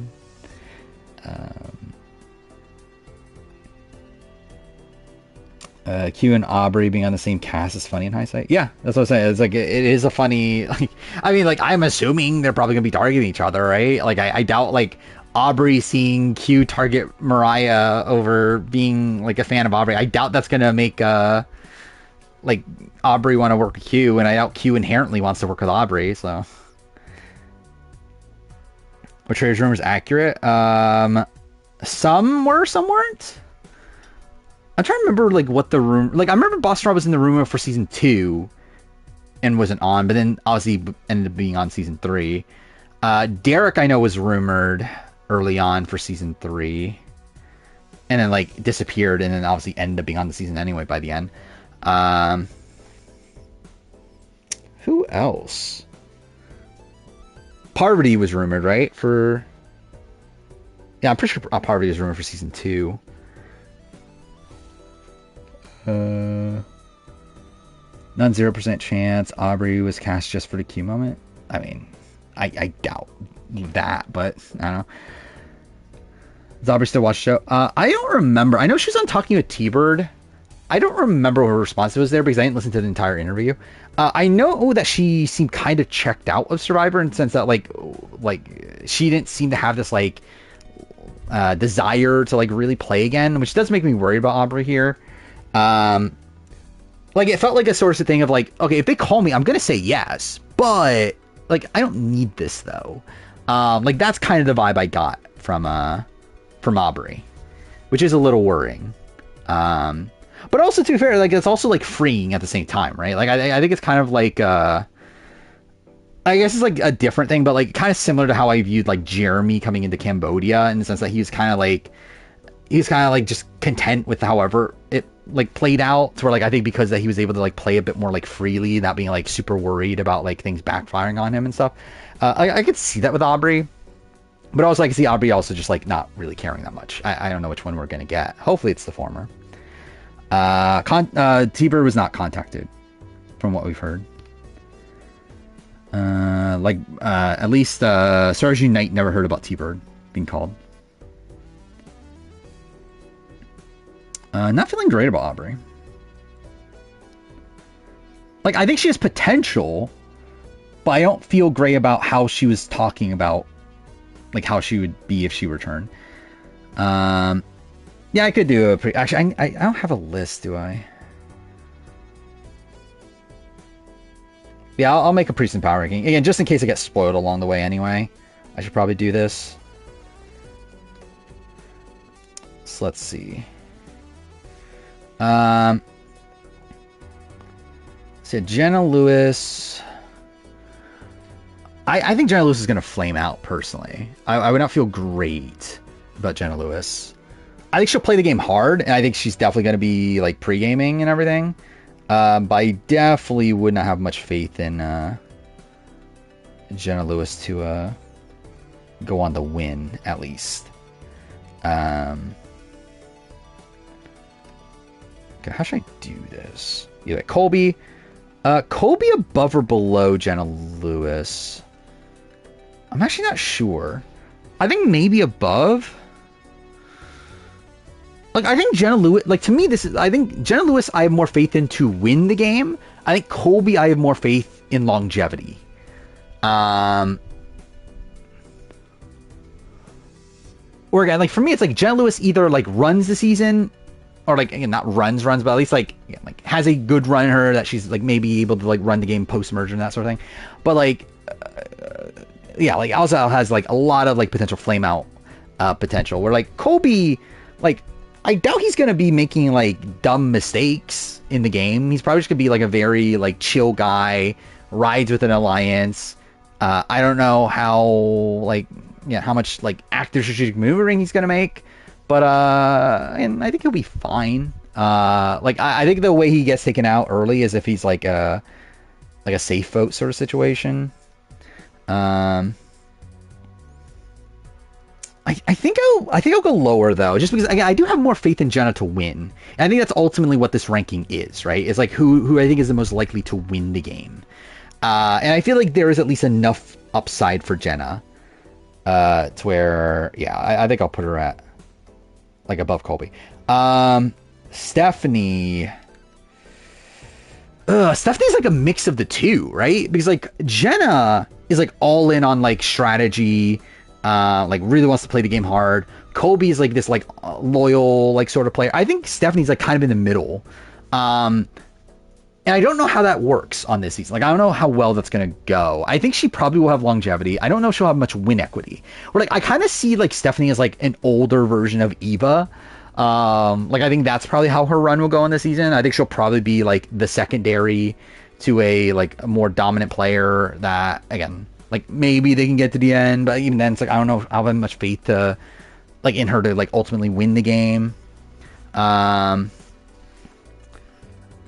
yeah, it's like I don't know, like above or below Colby. Like I think definitely below Jenna, just because again, even though Jenna will flame out, I think she at least has more of a chance to win. I'm not sure on Colby.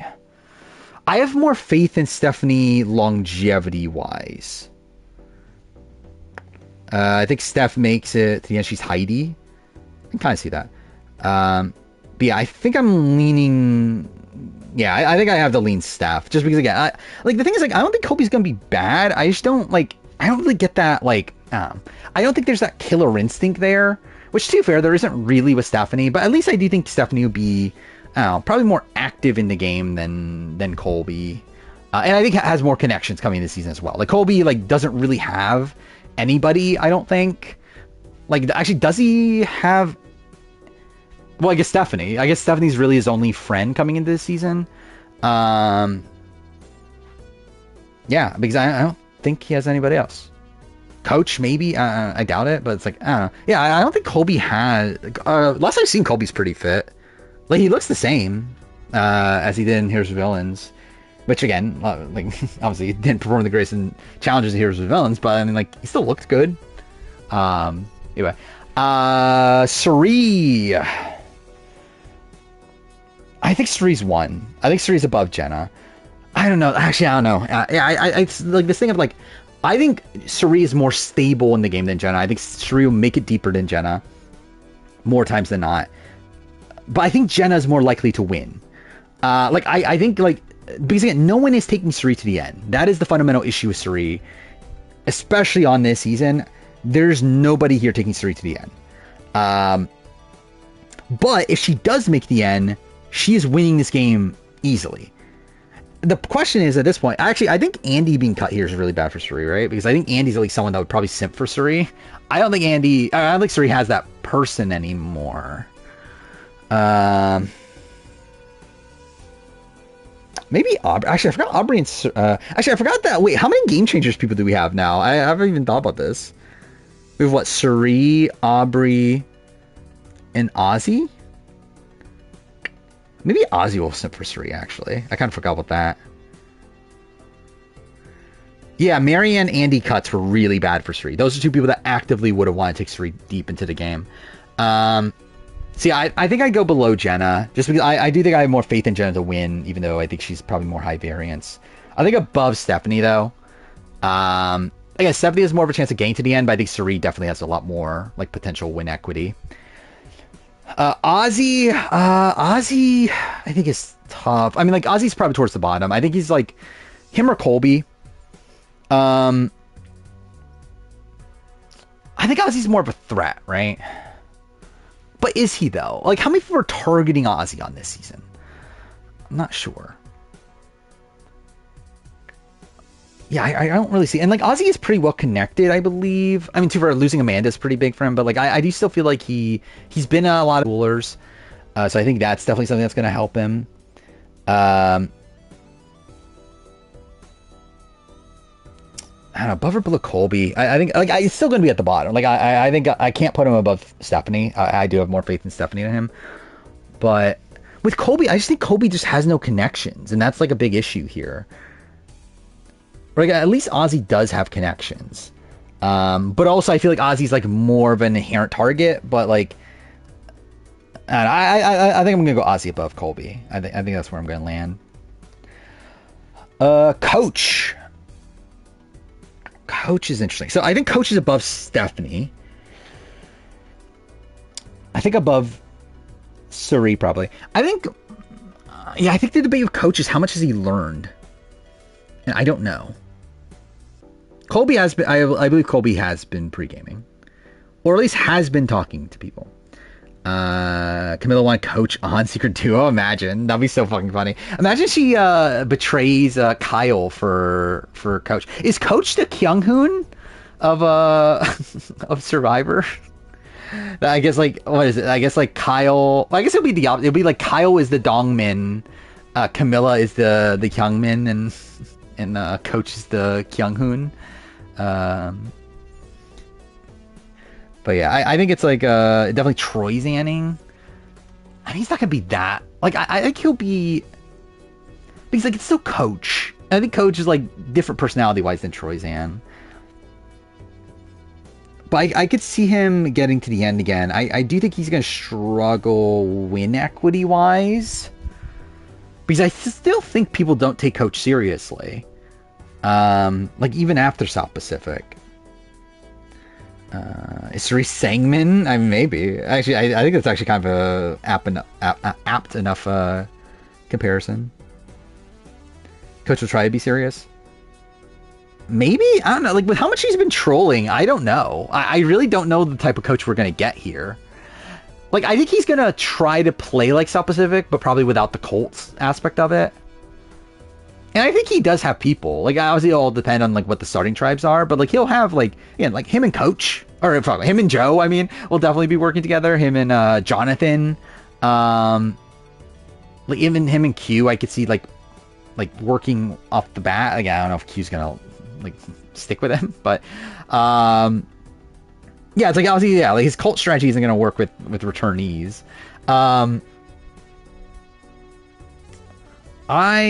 Above or below Jenna? I think I'm going to go to above Suri, just because I do think he has an easier path to the end. And if he has learned since last time, I think he can win the game. Like, I think Coach is less high variance than Jenna, but I do have more faith that if Jenna gets to the end, I think she can win. Like, I think Jenna is the type of player that people would want to respect nowadays. The problem is that Jenna is Jenna, though, and that's also the thing, is that Jenna, like, just isn't, like, well liked. So, well, at least wasn't on her, like, I don't know how she is now. I don't know if she's, like, you know, someone people like more nowadays, but, like, at least at the time of All Stars, like, people did not like Jenna, and I think that's obviously, like, an issue for her. I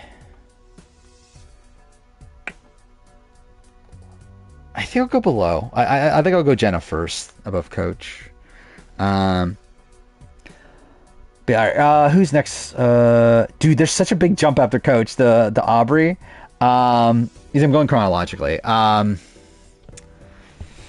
Aubrey. Again, like, Aubrey's just, It depends on like how into the game she is. If she's into the game, I think she's probably number one. Like I think she's actually, to be fair, she's probably easily number one if she's into the game. I don't know if she is though, and I think that is the worry. Where I feel like Jenna, obviously, like we know she's into the game. I'm not sure if Aubrey is. Also, again, like obviously there is the Q of it all, where like I do think Q will be going for Aubrey, and that's bad. But I do see less like flame out potential. But I guess like she did flame out in like Edge of Extinction, but like she was kind of screwed to begin with. I think I go above Coach, below Jenna for Aubrey. Then Chrissy Hoffbeck. Chrissy, I think I'm putting around Stephanie, I think. I don't know though. Actually, realistically, Chrissy and Jenna are not that far apart, are they? Like I think they are like kind of similar, like personality wise, and that they rub people the wrong way. And I think they'll probably play the game similarly as well. I think they'll both be like kind of sloppy and like pre-gaming a lot, and I don't know, play very aggressively. So realistically, they actually probably should be the same, but just for some reason, I feel better about Jenna than Chrissy. But like realistically, they probably should be around the same spot. And like Chrissy is way better connected, isn't she? She doesn't nearly have as good a story. Does she? I mean, I think she does. Like, I think a lot of the talk about Chrissy is how she was robbed because of Force Fire and everything. Like, she even tells fucking Jeff himself that she was robbed because of Force Fire.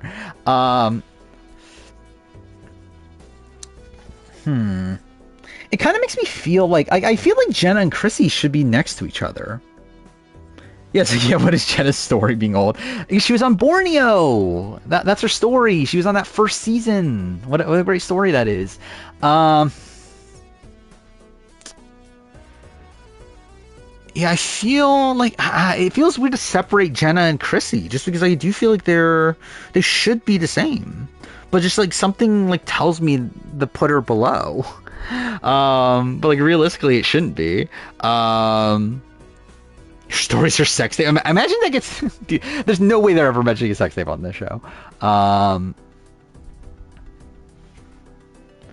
Watch Jenna be as boring as Kelly Wigglesworth. There's a shot of that. I think Jenna's way more into the game, though, than Kelly Wigglesworth was. But yeah, I think by the way, I love how it's almost 2 a.m. already. So again, I guess this wasn't a short stream. Yeah, I probably won't record a cast reaction at this point, but I will run through the rest. I think we'll run through the rest of this power ranking, and then we'll probably call it a night. I'll probably record a cast reaction like once Redmond leaks the cast.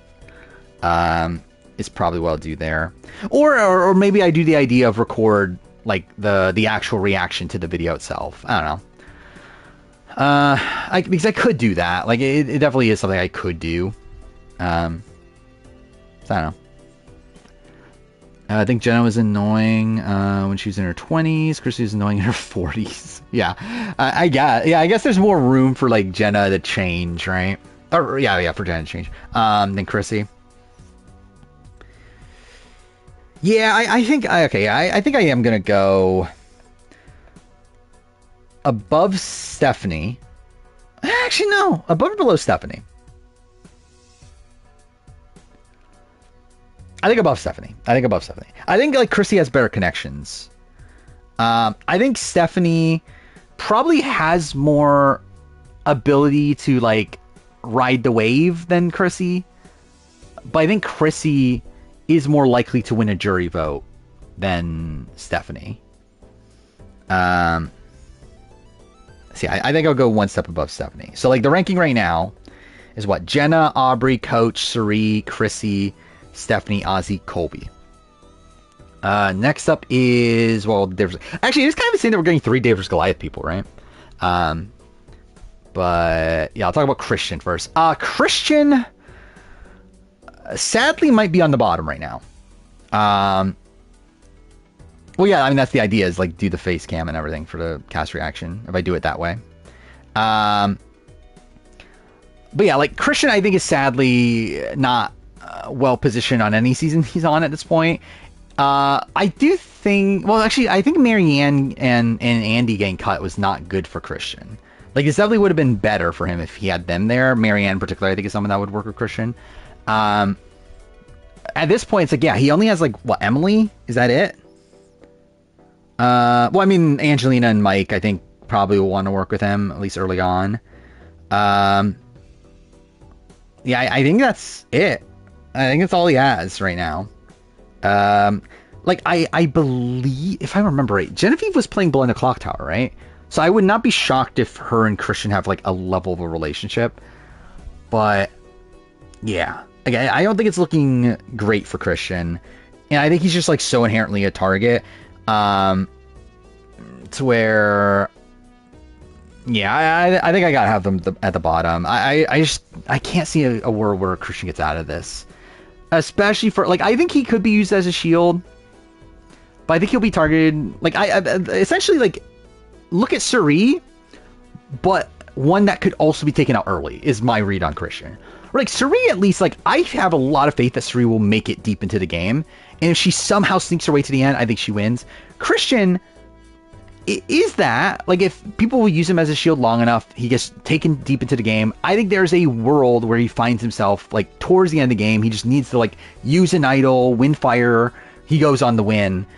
The problem is, I think he's just so much less likely to be dragged, and I think he's just going to be instantly targeted, like, as a big threat. So, yeah, I think Christian at the bottom. Then Angelina, I feel pretty good about. I think the worry about Angelina is still win equity, but I think Angelina's reputation over the years has definitely helped her.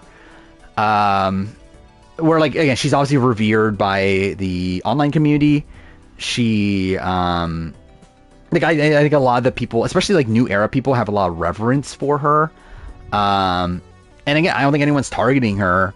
And I do think she's, like, a stable strategic player. I think she at least, like, has a mostly correct read of what she should be doing. Again, I think the problem is that she is still Angelina. But I think I am going to have her one of the people so far. I do feel, like, good enough about her. I think she will make it deep. I think she is pretty well connected. I don't think people... Again, no one's targeting her. And I think there's at least a world where she can, like, flip the switch at the end and like, maybe do things to win. So, yeah. I think I have her number one so far. Then Mike White. What the fuck do I do with Mike White?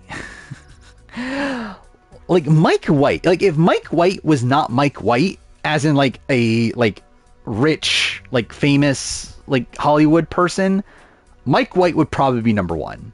Like, I think Mike White has a lot of natural skills for the game, and I don't think anyone is, like, actively targeting him early on.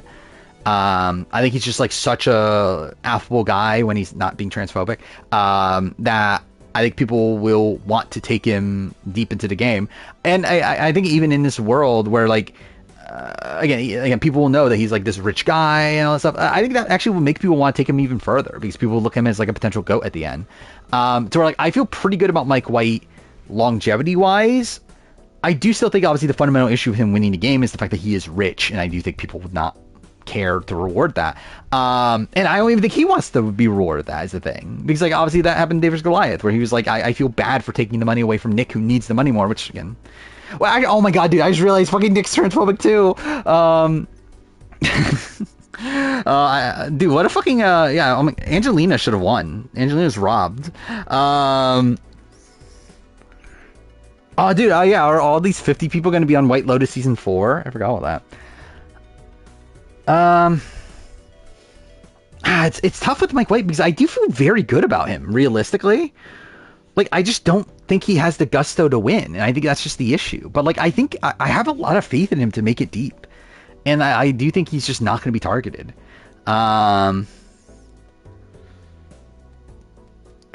Where exactly, though, do I put him?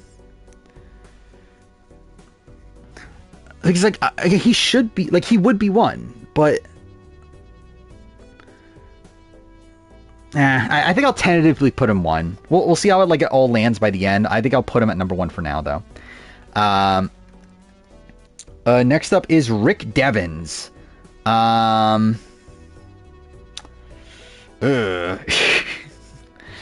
Not looking good for Rick Devens. I really don't know Rick Devens' connections here. He's like, I know he's like a part of like the group that goes to a lot of charity events, but I don't know who here is also in that group.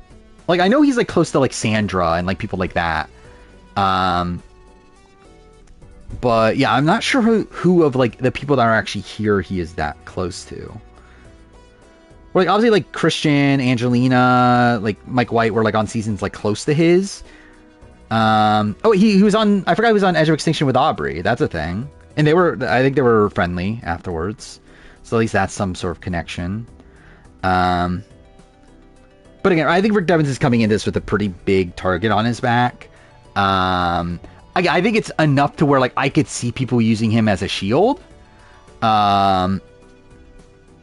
But I don't think he has a lot of long-term prospects. I think my estimation of Rick Devens is I think he's probably like a swap screwed player. Like, I think he's like the again, obviously very different players, but like I think like he has the status of like a Sandra in Game Changers, of like someone that has like such a big target on their back, but someone that like has such a big target that might find themselves in a good position right away, but then once they're swapped away from their allies, they're fucked.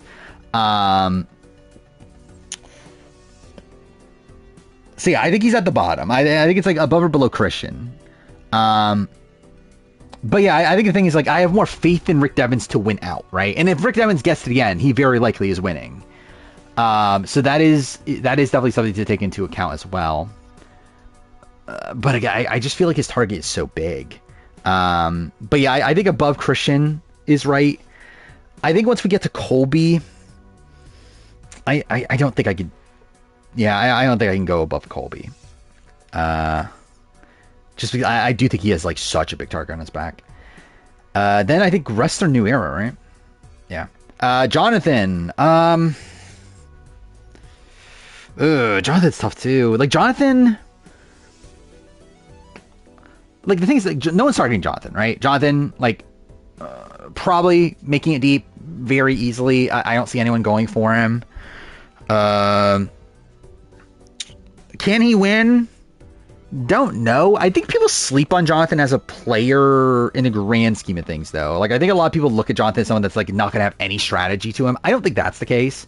Like, Jonathan, like, even on 42 was a big player. Like, he was the one that, like, he was essentially, like, the Q or, like, the David, I guess, of his, like, the guy that, like, gathers all the strong people together and, like, does that thing. And also, like, he's, like, leading the charge against, like, Drea. He, again, like, tried to flip the vote against Omer. Like, he does play the game very actively. The question is, do people respect him to win a jury vote by the end? And, like, I feel like this is a good cast for him for that. Again, he has a coach. He has an Ozzy. He has a Colby. He has a Stephanie. Like, all these people that would respect that style of player. But there's also a lot of the cast that wouldn't. But yeah, I think ultimately I would land him in the Colby, Ozzy, Stephanie, like, tier. I think above Colby, Ozzy I think is a little interesting. I have more faith in Jonathan as a player than Ozzy. Oh yeah, Joe as well would work with him. But yeah, I have more faith in Jonathan as a player than Ozzy. Like, I think Jonathan will be playing the game more aggressively than Ozzy. But I think Ozzy probably has more win equity. Like, I think if Ozzy gets to the end, it's like, is a jury really not rewarding Ozzy? Maybe not nowadays, who the fuck knows? But, like, I feel like I could see a jury rewarding Ozzy more. Where, like, I think even if Jonathan plays, like, a really aggressive game, it's like, I don't know if the jury respects him enough to reward him. Especially, like, one that, like, especially, like, his fellow New Era players. Like, I don't think he has many connections with the fellow New Era players.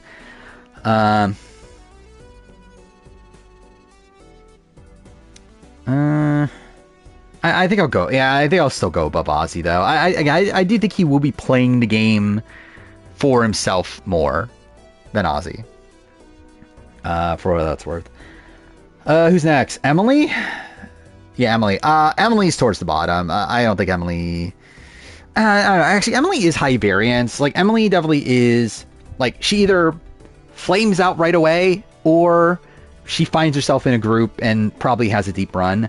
I still do struggle with Emily's like I don't know, like actual strategic ability. I do not feel good about that. Again, watching her play Survivor with the Bruce situation, I think that was like not great for her.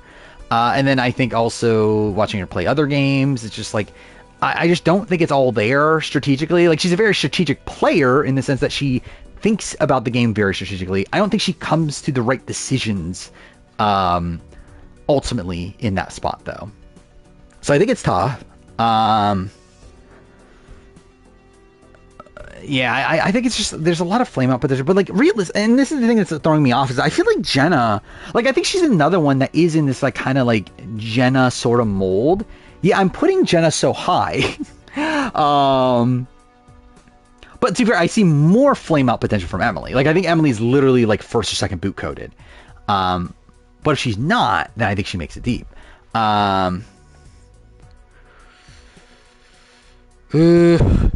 Like, it's part of me that's saying, like, she's, like, with Rick Devens and Christian, but there's also part of me that's saying that she's, like, at least, like, Christy Hoffbeck.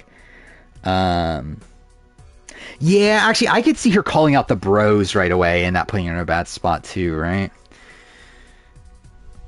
I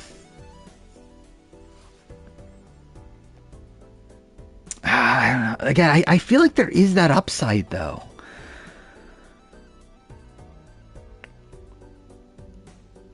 Yeah, I just feel like there's so much, like, I don't know what to do with her.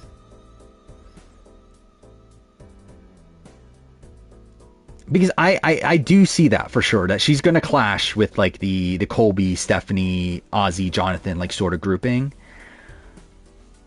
But again, if she finds herself in an alliance with, like, Aubrey, with, like Genevieve, Charlie, it's like, I think she can find her people. And like if she makes the right moves by the end, I think she can win. Dude,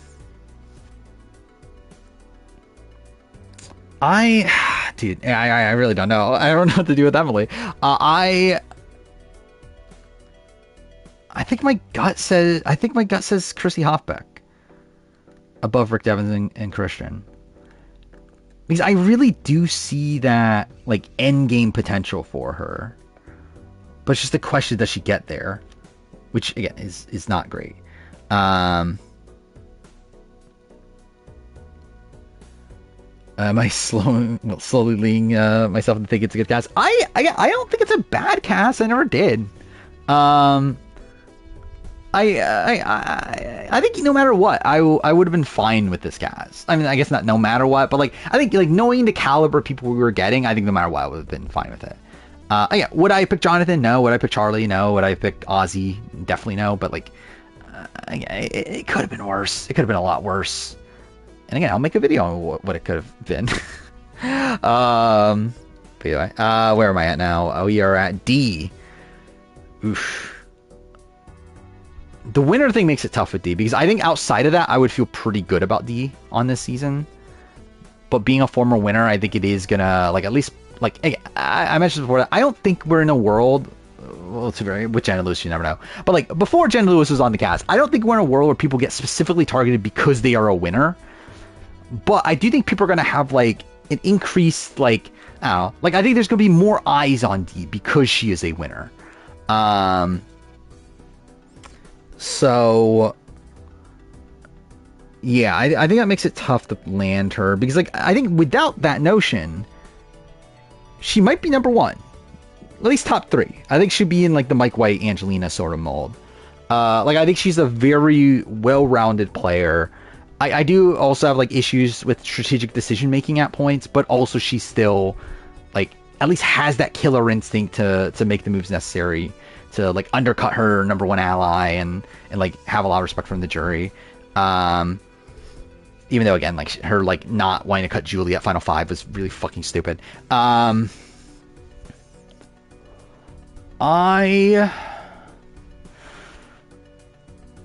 I think she's with Coach and Aubrey. I think. You know, I think, yeah, fuck it. I'm going to put her in the top three. I think she's above Jen Lewis. I do generally feel pretty good about D, and it really just is that notion of her being a winner that would offset that. But he's like, the thing also with D is that D has a lot of connections to new school. She also like feels like she could fit in with the old schoolers. Like I could definitely see her in an alliance with like, you know, like Ozzy and like Stephanie and Coach and like people like that. So yeah, like she really is someone that would be like one of the top picks. Had she not been one of the few winners on the season. But I do feel pretty good about her. So I think I am going to land her at 1 right now. Yeah. Then we're at Tiffany. Tiffany. So Tiffany, like, again, if this was All-Star, like OG All-Stars, Tiffany would be a winner pick for sure. Like, she is the, like, under the radar... Again, underrated is maybe not the right term, but like the like person who is like a questionable pick for the cast, but someone that is at least a competent enough player to where like I think they will make the most of them not having a massive target on their back. I do think we are in a world where people know that is part of the meta, and I think we are going to have players on the cast that know that is part of the meta. Like I think we're going to have like Christian, we're going to have again like Charlie, people like like too far Emily's.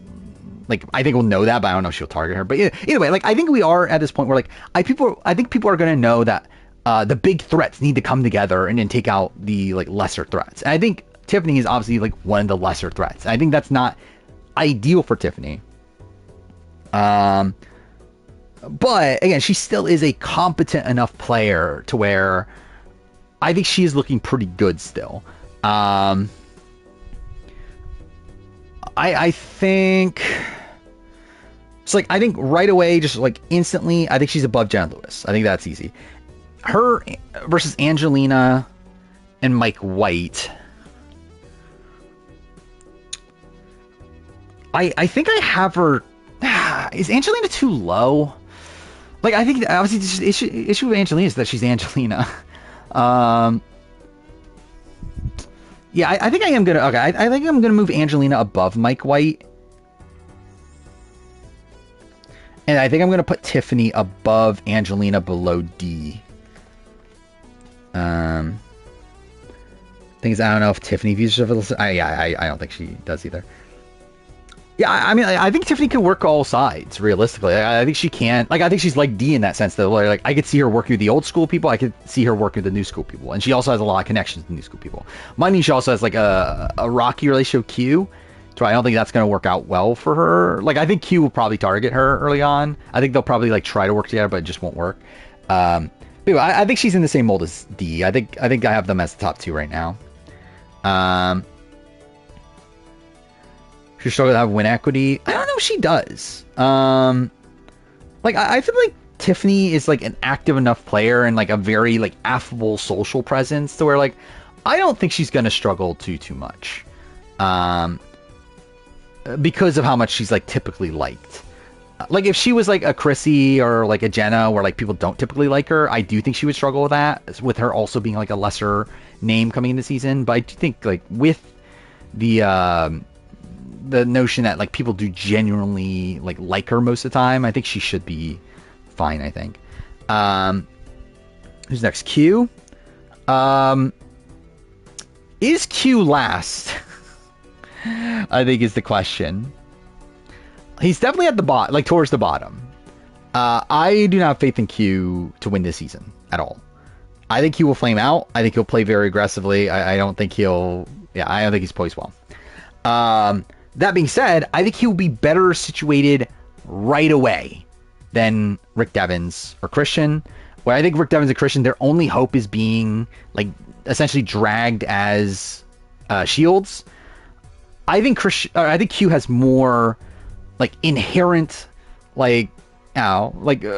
people wanting to work with him. But I also feel like Q is very likely to mess it up for himself.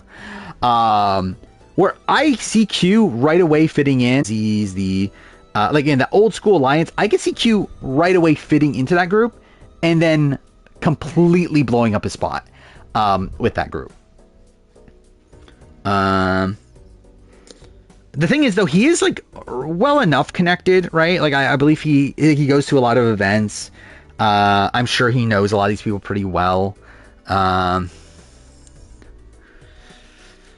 yeah, I think he's on the lower end.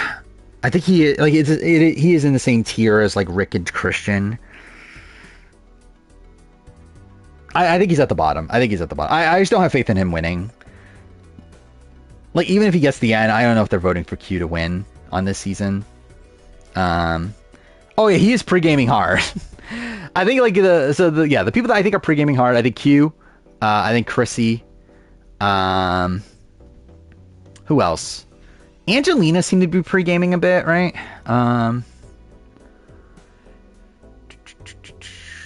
Coach.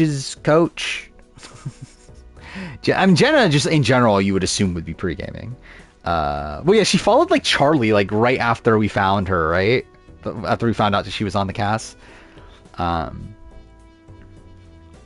yeah, who's next? Charlie's next. It's like, I don't know. Should Charlie be my winner pick? Because my gut was Charlie is my winner pick in the last iteration of the cast, or really the last like 2 iterations of the cast. This iteration of the cast, I still think it's pretty good for him. I think he's in a spot where like I think people will want to work with him. I don't think he's the biggest target on the board. Mind you, I think losing Andy is bad for Charlie because I think Andy was such a perfect shield for him, where like they're in a similar sort of mold of this like very recent, like super fan sort of like archetype. But Andy was like the much worse option to work with. Like Andy's just so clearly this like chaotic player that you can't trust. And I think because of that, Andy would take the fall for Charlie. And I think I think Charlie would end up finding his footing and have a pretty easy road. Without Andy there, I think it's a little harder. And to be fair, like at the end of the day, like Charlie and Andy probably would have been on separate tribes anyway. But still, it's like I think that is a thing to take into consideration. But I think Charlie is still like somebody that I think can ride the middle. And it does seem like people are like reaching out to Charlie. I do feel like Charlie, man, like I think he comes off as a good ally, right? Like you always have it in the back of your head that yeah, he's eventually going to make the move on you. But I think most people remember him for like, again, he had the relationship with Maria and they wrote it almost to the end. So I think there will be people that want to do that again with him. Like I think like someone like Stephanie or like someone like Jenna, I could definitely see like going to him being like, oh, I want to be the Maria or whatever. So I do feel pretty decent about him. The question is better or worse. Like I think like Dee and Tiffany are kind of in the same tier. Like the thing is, I feel better about Charlie as a player than them. Like I think like ultimately like when I rank every player, like as of right now, Dee would be higher than Charlie. But like I think I have more faith in Charlie in terms of his like basic strategic game ability, like in terms of like how he views the game and will he make the right decisions most of the times. I agree with that. Obviously, again, Venus move was terrible, but like outside of that, I think he mostly makes the correct call.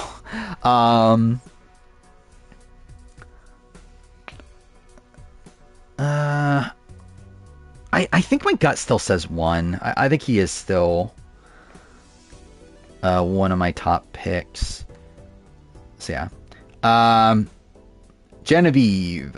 I think Genevieve instantly. I think Genevieve's in with Dee and Tiffany. I think she's literally in that tier. Again, I think like a lot of the same things. Like I could see her kind of working both angles. I think she's also like a competent player, not perfect. I still think makes some questionable strategic decisions, but like still very solid. I think like good socially. Does have a bit of a target, like to a degree, but also like not the biggest target on the board. I think she's above. Yeah, I think she's above Dee and Tiffany because I think she's like the middle ground of the two. Like she doesn't have as big of a target as Dee, but she's also not as big of a nobody as Tiffany is on this cast. Yeah, Genevieve's your winner pick with Charlie is too. Yeah, I think it's like for me, it's like the opposite. I think I ultimately have Charlie at 1, Genevieve at 2. I think is where I'm going to go with. Just because I do feel like with like, I think it comes down to my faith in their strategic ability, and I think I have more faith in Charlie's than Genevieve's. But it's not by that much, realistically. I think they are about the same. But I think the fact that Genevieve is like very like I think like obviously like made the Saul move in a spot where like I just completely disagree with that.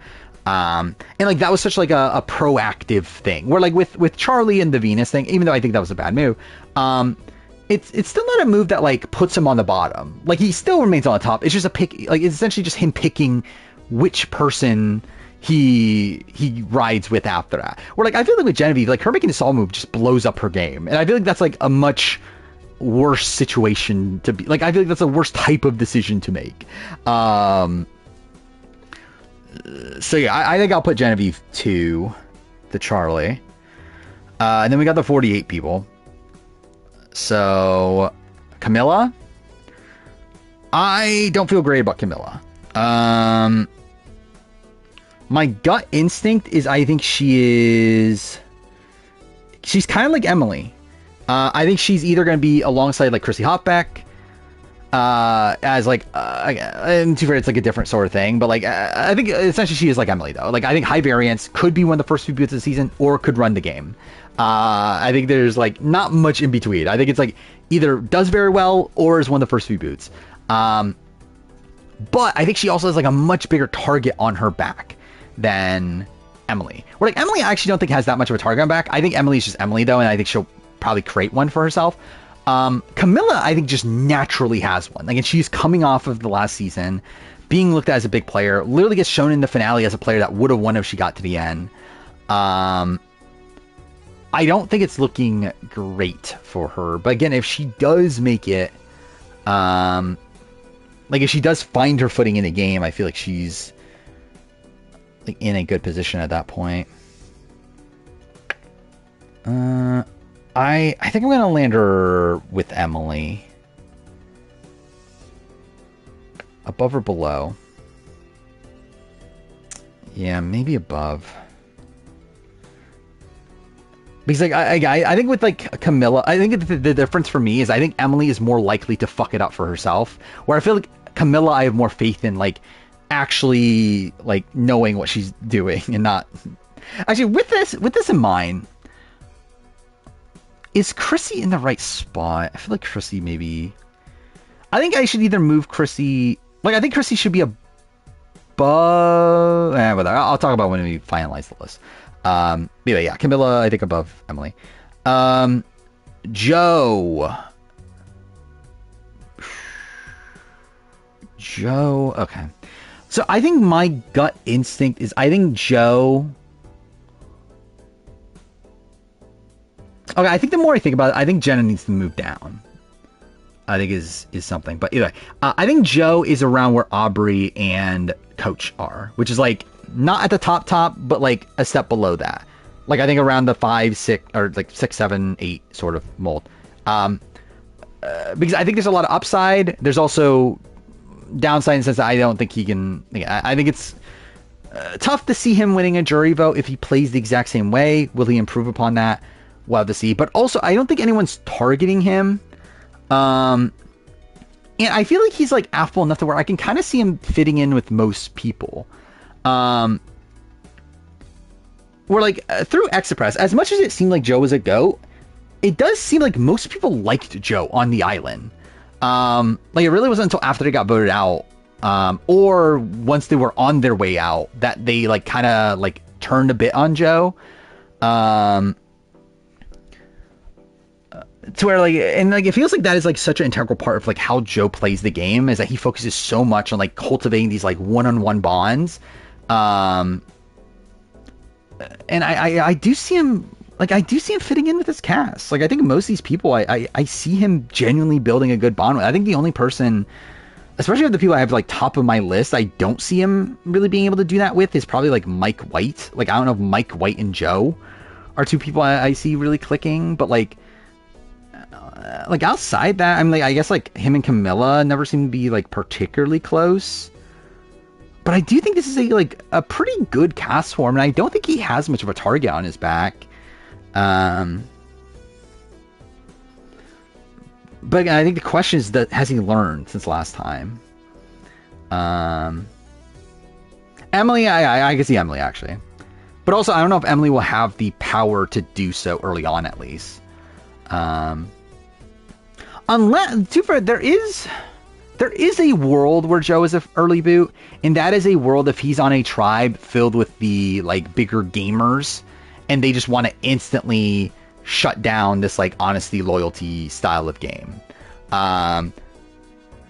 Like I could see a world where there is a, like I think he'd be like the Vetus of the season. Obviously like not exactly the same, but in the sense that like I think if he is on a tribe where like the big gamers get together and want to take out one of the more physical players, I think Joe is someone that I could see them targeting to just get rid of this like concept of like honesty and integrity. Mind you, I think he's also still on a cast with like Coach and with like again like Ozzy, Colby, these other people that also have that similar mentality. And Ozzy not exactly, but like still, it's like I think there are other people with the same mentality that were like maybe Joe can avoid that specific target, but like I guess like Joe is so recent that probably will be top of mind for them, the fact that he does play that way. But I do just have this gut feeling. I do feel pretty good about him. Not top tier, but like I think like kind of like middle of the road ish. I'd say above Coach, below Aubrey, maybe. I think Jenna should... Okay, so I think I moved Jenna down. I think I moved Jenna below Suri, I think. And I think that fits perfectly tier-wise because now Jenna's right next to Chrissy, which I think makes sense. And then, all right, last person is Kyle. All right, Kyle, again, Kyle's essentially like D, where like if he were not a winner, I would feel pretty good about him. But again, coming into the cast, only winner, like likely going to be the only winner on his tribe because I do expect them to split up the two winners. I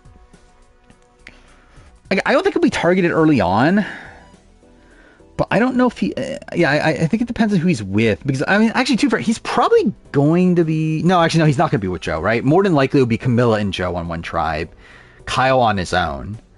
I would suspect. I should probably like create tribe divisions eventually too.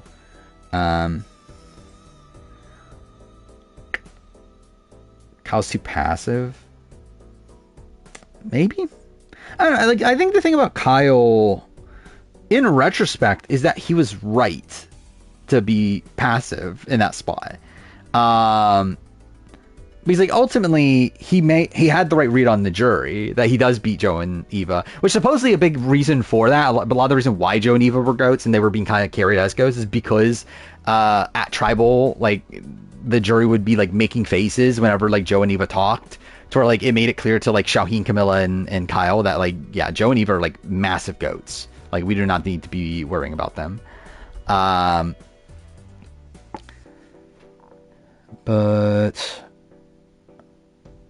I think just from a player perspective, I feel pretty good about Kyle. But again, he is obviously the most recent winner. Like there's definitely going to be a target on him there. I have faith that Kyle's going to be able to play a more dynamic game. Yeah, I think he's definitely adaptable. Like, I think it's like in a, like, again, unless Joe does the same thing again. Imagine it just ends up being 48 again. And Joe just creates a strong person alliance and fucking Kyle is just there again. Yeah, I think it's like, I feel pretty good about Kyle, but it is the fact that he is like the most recent winner and they just saw him win that puts some hesitancies there. But I think I would still put him above Suri. Because also the thing is like, I think Kyle obviously can, like, I think there's more of a chance of Kyle winning his way to the end as well. Again, he's obviously found an idol before. He, again, can win fire from what we've seen. Again, supposedly he is a good fire maker, or maybe not as good as Joe, but like, again, good enough. And he, obviously is competent enough at challenges. See, I think above Suri for sure. Coach? I think above Coach. I think for me, actually, maybe he is right next to Joe.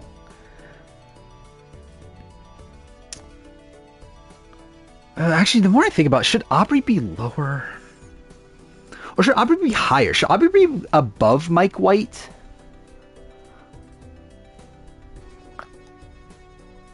No,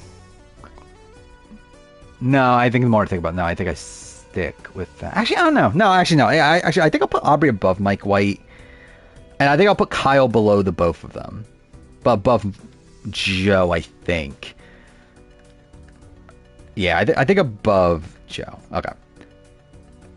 So that's my ranking. So I'll go through it again. So yeah, if I do get spoiled before I make the preseason power ranking, this will be what the ranking is.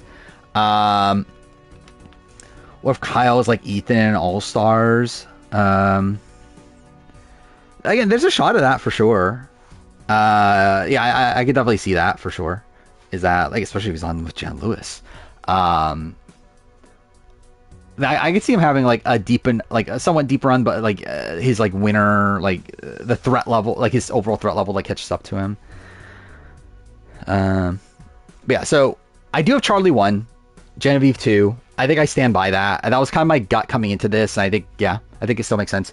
D3. Again, I think obviously the downside of D is just the threat level, but like outside of that, I do have a lot of like natural faith in D as a player. And I don't think, like, even though I think she will be looked at as like a threat because she's a winner, I do think she is situated well early on at least. So I'll put D there. Tiffany 4, which again is essentially just a lesser version of D in my eyes. Like, obviously doesn't have as big of a threat, like a target on her back, but also I think the fact that she doesn't also puts a target on her back, kind of, like, accidentally. So it's like, I don't know. I have 4, 5, Angelina. Again, the question of Angelina is win equity. But I do think she's going to have a stable ride. Aubrey is essentially just a lesser version of that. I think probably has more ability to turn her game, like to have people respect her game by the end, but also I think probably has a tad more of a target on her back early on. Big on New Era winner? Yes, I am. I think this is a very good cast for New Era players. Genevieve has the new hotness target. I actually maybe I think there could be some of that, but like, for Charlie does too. I think if Genevieve has a target on her back, I think Charlie does too. And it's like I don't feel confident enough to have D at 1. Like, I think like Charlie and Genevieve feel like a package together. I feel like they have a similar placement on this cast. So yeah, I just don't really have the faith in like D or Tiffany to have them 1. So yeah. So what is it? 7 is Mike White. Where Mike White legitimately would probably be top 3 if it were not for the fact that Mike White is rich and probably like no one wants to reward him with the money. The Genevieve is more threatening than Camilla. I don't really see that personally. I think there's a lot of reverence for Genevieve. Where I think people are more willing to want to work with Genevieve than they are Camilla. Where I feel like Camilla just simply will look like people will look at her as a threat. Especially just coming off of watching her season, like people talking about how she would have won if she got to the end. Genevieve's on her own, but I actually feel like that helps her in this spot because it's not like she's alone, like connections wise. Like, she has connections on this cast. Like, it's not like she has no friends here, but she has no like inherent like duos or like no people that she's like people are going to see like, oh, we have to target Genevieve and Rachel or like Genevieve and Andy. It's like there isn't that, and I actually think that benefits her. Because again, she is here, but I don't see she has the target on her back for having people. Well, I think knowing 49 people, like, I just think it's weird to have 49 people when you're going to release the cast before 49 airs. But yeah, what's next? 8 is Kyle, which again, I think Kyle's a very solid player. I think he has a good chance here if he doesn't have a big bullseye on his back. We'll have to see though. 9 Joe, again, like Joe, just win equity wise, I think is the struggle. But I do think he is on a decent cast for him, and I don't think anyone's targeting, or at least very few people are targeting him. 10 Coach. I actually thought Coach would be higher. I think Coach Tenno is fine because like I think at the end of the day this is not a great cast for him once everything's put together here. I think it was looking a bit better for him with like Elizabeth and Amanda in. I think without them, and now we're getting like so much more like heavy new era focus. I do think it's looking a little bit worse for him. Yeah, I forgot Mike White was on Tuesday's Amazing Race. That is the thing. 11 Suri, where again Cerisha's in this spot where like I think she's making it deep. The question is, can she get to the end? And I don't think she can, but if she does, she wins. So yeah, I think that's deserving of like middle of the list.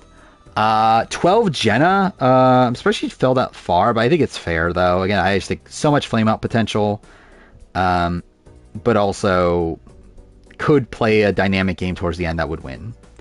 Chrissy 13, similar thing.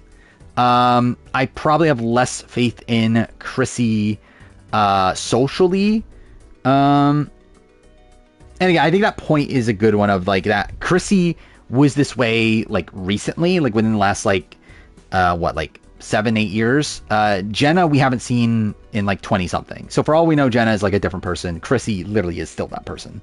So yeah, I think that's a good like differentiator between the two. 14 Camilla, again, like Camilla's just like high variance. I think she'll be targeted right away. If she survives that, I think she's set. Even then though, I think people will still be looking at her as like a threatening player by the end. Especially having just seen her almost win last time.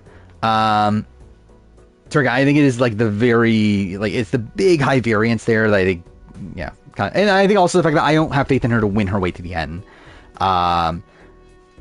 Where again, she's essentially like Suri if Suri was in a lot more danger early on. So yeah, I think she's 14, 15. Emily, again, I think same thing, but probably less of an inherent target, but more of a, like, she'll probably fuck it up for herself sort of target. But if she finds her group, I think she'll do well. And then now I lost track of the numbers. I think that was 15, right? Yeah, 15 is Emily. 16, Stephanie LaGrossa. Again, like I think Stephanie not in as great a position just due to the lack of not as many old schoolers. But also just someone that I don't think can win even if she gets to the end. I don't think people are going to respect her. 17 Jonathan. Again, like also just like I think he'll play hard. Probably harder than people are expecting, but I think it's like either like an early merge boot for him or he gets to the end with no win equity. I think it's probably like one of the two. 18 Ozzy. Pretty much same thing, but probably less like likely to play the game particularly hard. So yeah. 19 Colby. Same thing, but also just like less connections. I think pretty much. Like I think he's essentially like in a similar spot to Ozzy here. Just Ozzy is better situated. 20 Rick Devins. Again, I just think big target on his back. More likely to win out though than Christian, who's at 21. Again, I think they're both in similar spots in the game, but I think Christian just more inherently comes off as threatening just due to how he is, and is also less likely to win out. And then last is Q because it's Q. So yeah. I think there's a possibility that Colby has a willingness to play the game hard. I think the thing is, like, even if he is, I still would not have faith in him just because he is, like, so, like, not connected here. And I think if people are willing to work with him, they're going to work with him because they don't really respect him from a game perspective. And they just want to kind of, like, drag him as, like, this old school player that, like, isn't that into the game. To where, yeah, I don't really have too much faith in Colby to go on the win, even though I do think he, again, is probably going to be playing this harder than, like, really any of his previous appearances. Q's kind of David Jeanette coded. I can kind of see it. I'm like, obviously, like, in the sense that they're like these massive characters and everything, but like, yeah, I'm not banking on it. How's hands healed? Actually, I forgot about that. Yeah, that was the thing, right? That Colby injured his hand like a month ago. Yeah, I don't know. I assume he's doing fine. Why'd Colby accept Here's Villains? I mean, why not? He got paid a decent amount of money, right? Um, cancel Christmas. Don't think Hughes winning the season. Well, I mean, I always cancel Christmas. Because fuck Christmas. Are we doing a 49 cast reaction? Yeah, I'll do a similar sort of video. Like, I'll definitely talk about the 49 cast, and then, like, I was thinking, like, okay, so do I make that video? Like, should that be the tribe division video? So, like, I talked about this. I was gonna make a video with the tribe divisions. Should I wait till the tribe division? Like, should I wait to make that video until the tribe divisions come out, and then just make that the video where I talk about the tribe divisions? Because I think it is kind of just random for me to sort of randomly do Survivor 50, my thoughts on the tribe divisions. Like, I think it's better to, like, fit it into what was, like, that video, which I was going to make anyway. My first impressions of what? Or talking about the tribe divisions, or of what?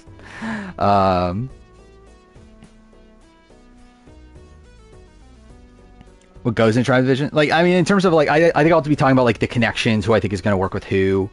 I'm really, that's most of it, really.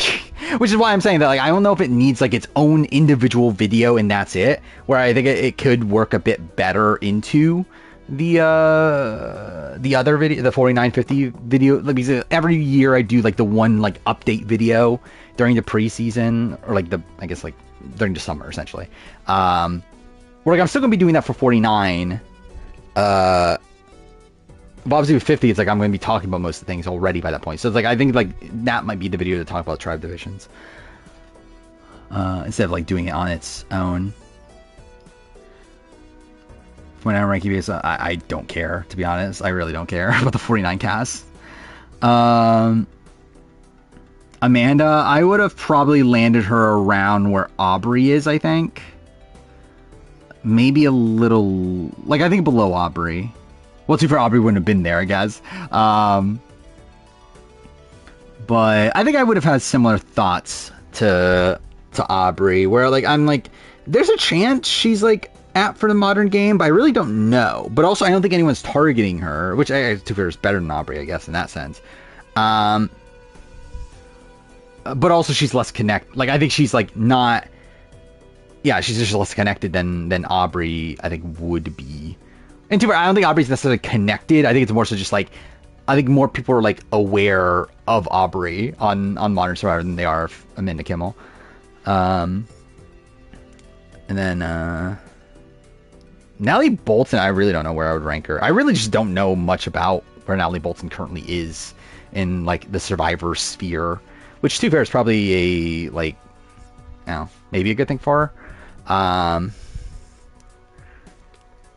If the 50 is done, do I do redefining tribes as heroes villains? Why not? Probably, I mean, I've done it for every other returning season, so yeah, like, why not? 29 cast Redmond said both alternates got to play because 2 players were cut on the island. Interesting. So that's really a season filled with alternates, right? Because weren't there, like, a lot of previous alternates? Like, I know there's, like, a 47 one, there's a 48 one, there's, like, a 44 one or something. It's like, is like 49 really just the season of alternates? Let's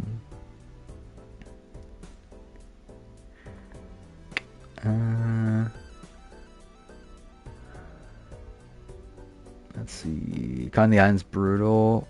Well, I assume like, something must have happened from the cut. Yeah, 4 alternates, yeah. Does Jeff know that Sri is on AU Survivor? Probably, I would assume so. You would think. That Sri wins AU versus the world in 50. I mean, that would be pretty insane, right? Especially if they won't know that she won AU versus the world. I guess, to be fair, like, there's spoilers out there or whatever, but nobody on 44 being on the season is actually funny. Yeah, no one on 44, like 41, 43, or 44. Like, all of the early New Era got ignored except for Jonathan, which is funny. Imagine a Mike Bloom interview is so bad you get cut. I don't think that's how it works, but I do wonder, like, is Mike Bloom flying out again? Because I know he flew out for 49. Like, are they flying out everybody again for 50? Because, like, I don't know, it feels weird because like, usually they only do it once per cycle.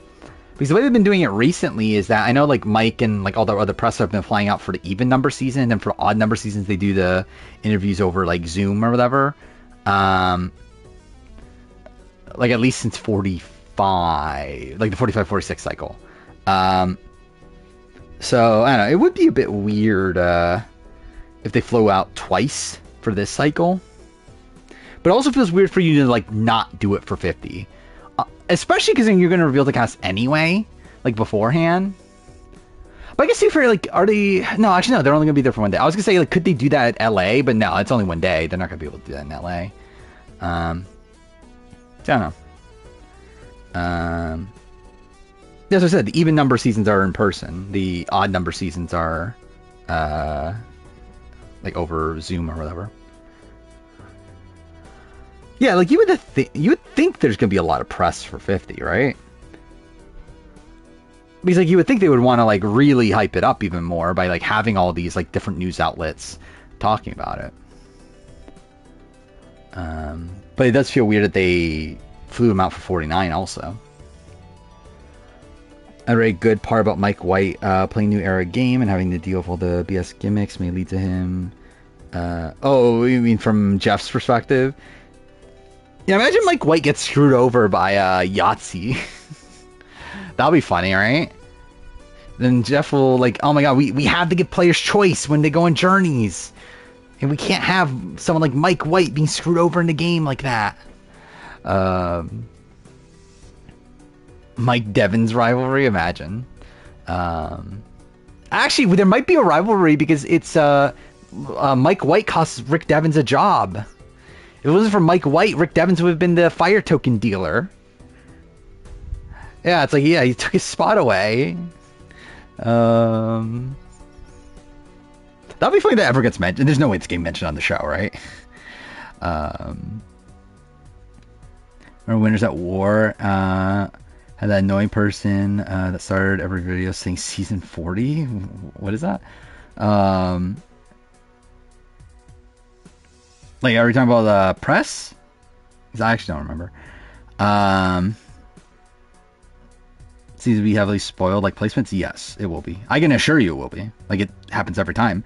Mike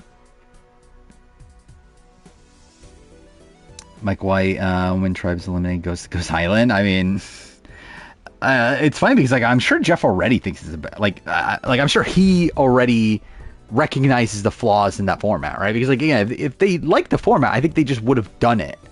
But I think they clearly didn't like it by the end. Oh, was ET Canada? So then I am interested with 50 though, because like they did this with 40, right? With 40 they did a lot of like history based press. Like of like Jeff talking about like, oh, what's the best themes and like what's your favorite season, that sort of thing. I'm interested in like getting more of that stuff and lead up to 50, kind of getting like more of like Jeff's opinions on Survivor history nowadays. Yeah. All right. So I did stream way longer than I intended. I did not mean to go 3.5 hours of just sitting on the Balatro start screen. Where I did want to get some editing done. I probably still will following this. I at least want to get through the clips I have to add in the middle of the review. So I am probably still going to do that. So I will end here. I'll be back on Sunday. We'll see how much we have to talk about. I don't know if we're going to get much new 50 stuff. Like, I'm sure like tomorrow we'll probably get Redmond like confirming or deconfirming the Stars Unite cast. Like obviously like we know most, like again, like there's 15 people Redmond knows and we know who those people are at this point. To where like really it's really just a matter of like I assume Aubrey is confirmed no matter what at this point. Jenna is likely confirmed no matter what. Like based on like how they learned about those people, I feel like those people are confirmed. The others, there's at least some room for messing it up, but again, I think Rick Devens is still gonna be there, and then yeah, we'll see about like the 48, like about Kyle and Camilla in particular, and then Mike and other person Tiffany. I think those are the question marks, but we'll see. So yeah, we'll see what's new between now and then. I don't know how much I'm actually gonna get done because like obviously I have to edit this video, the videos, the review and the player ranking. I think that's pretty much all I'm going to be able to do before next stream in terms of working on stuff on the channel. I don't know how much I'm going to be able to watch stuff because, like, ideally I would watch, like, Sparkle back and that sort of thing. I just won't have time because, like, I can't watch them properly while also editing. So that is unlikely. But yeah, we'll see. We'll see how it turns out. Where's the list? It's where's the actual? Actually, generally, where have people posted the list that's like public? I actually don't know. I assume it's on Twitter, right? It's definitely on Twitter somewhere. Yeah, like I know, I'm pretty sure it's like everywhere, right? But like I'm assuming it got posted even on the regular Reddit, right? The regular Survivor Reddit.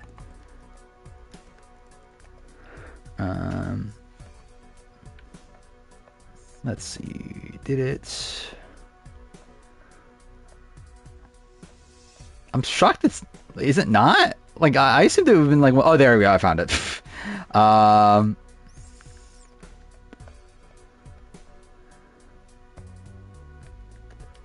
Yeah, I think that should be the list, right? Yeah, it's the list. So yeah, we'll also see what I do with the cast reaction. I'm not entirely sure. We'll see. You open it up and saw it literally was like the 6th one. Like I had to scroll down a bit, but anyway. But yeah, I'm ending things here. We'll be back on Sunday, and we'll see what new happens between now and then. But yeah, see you guys next time.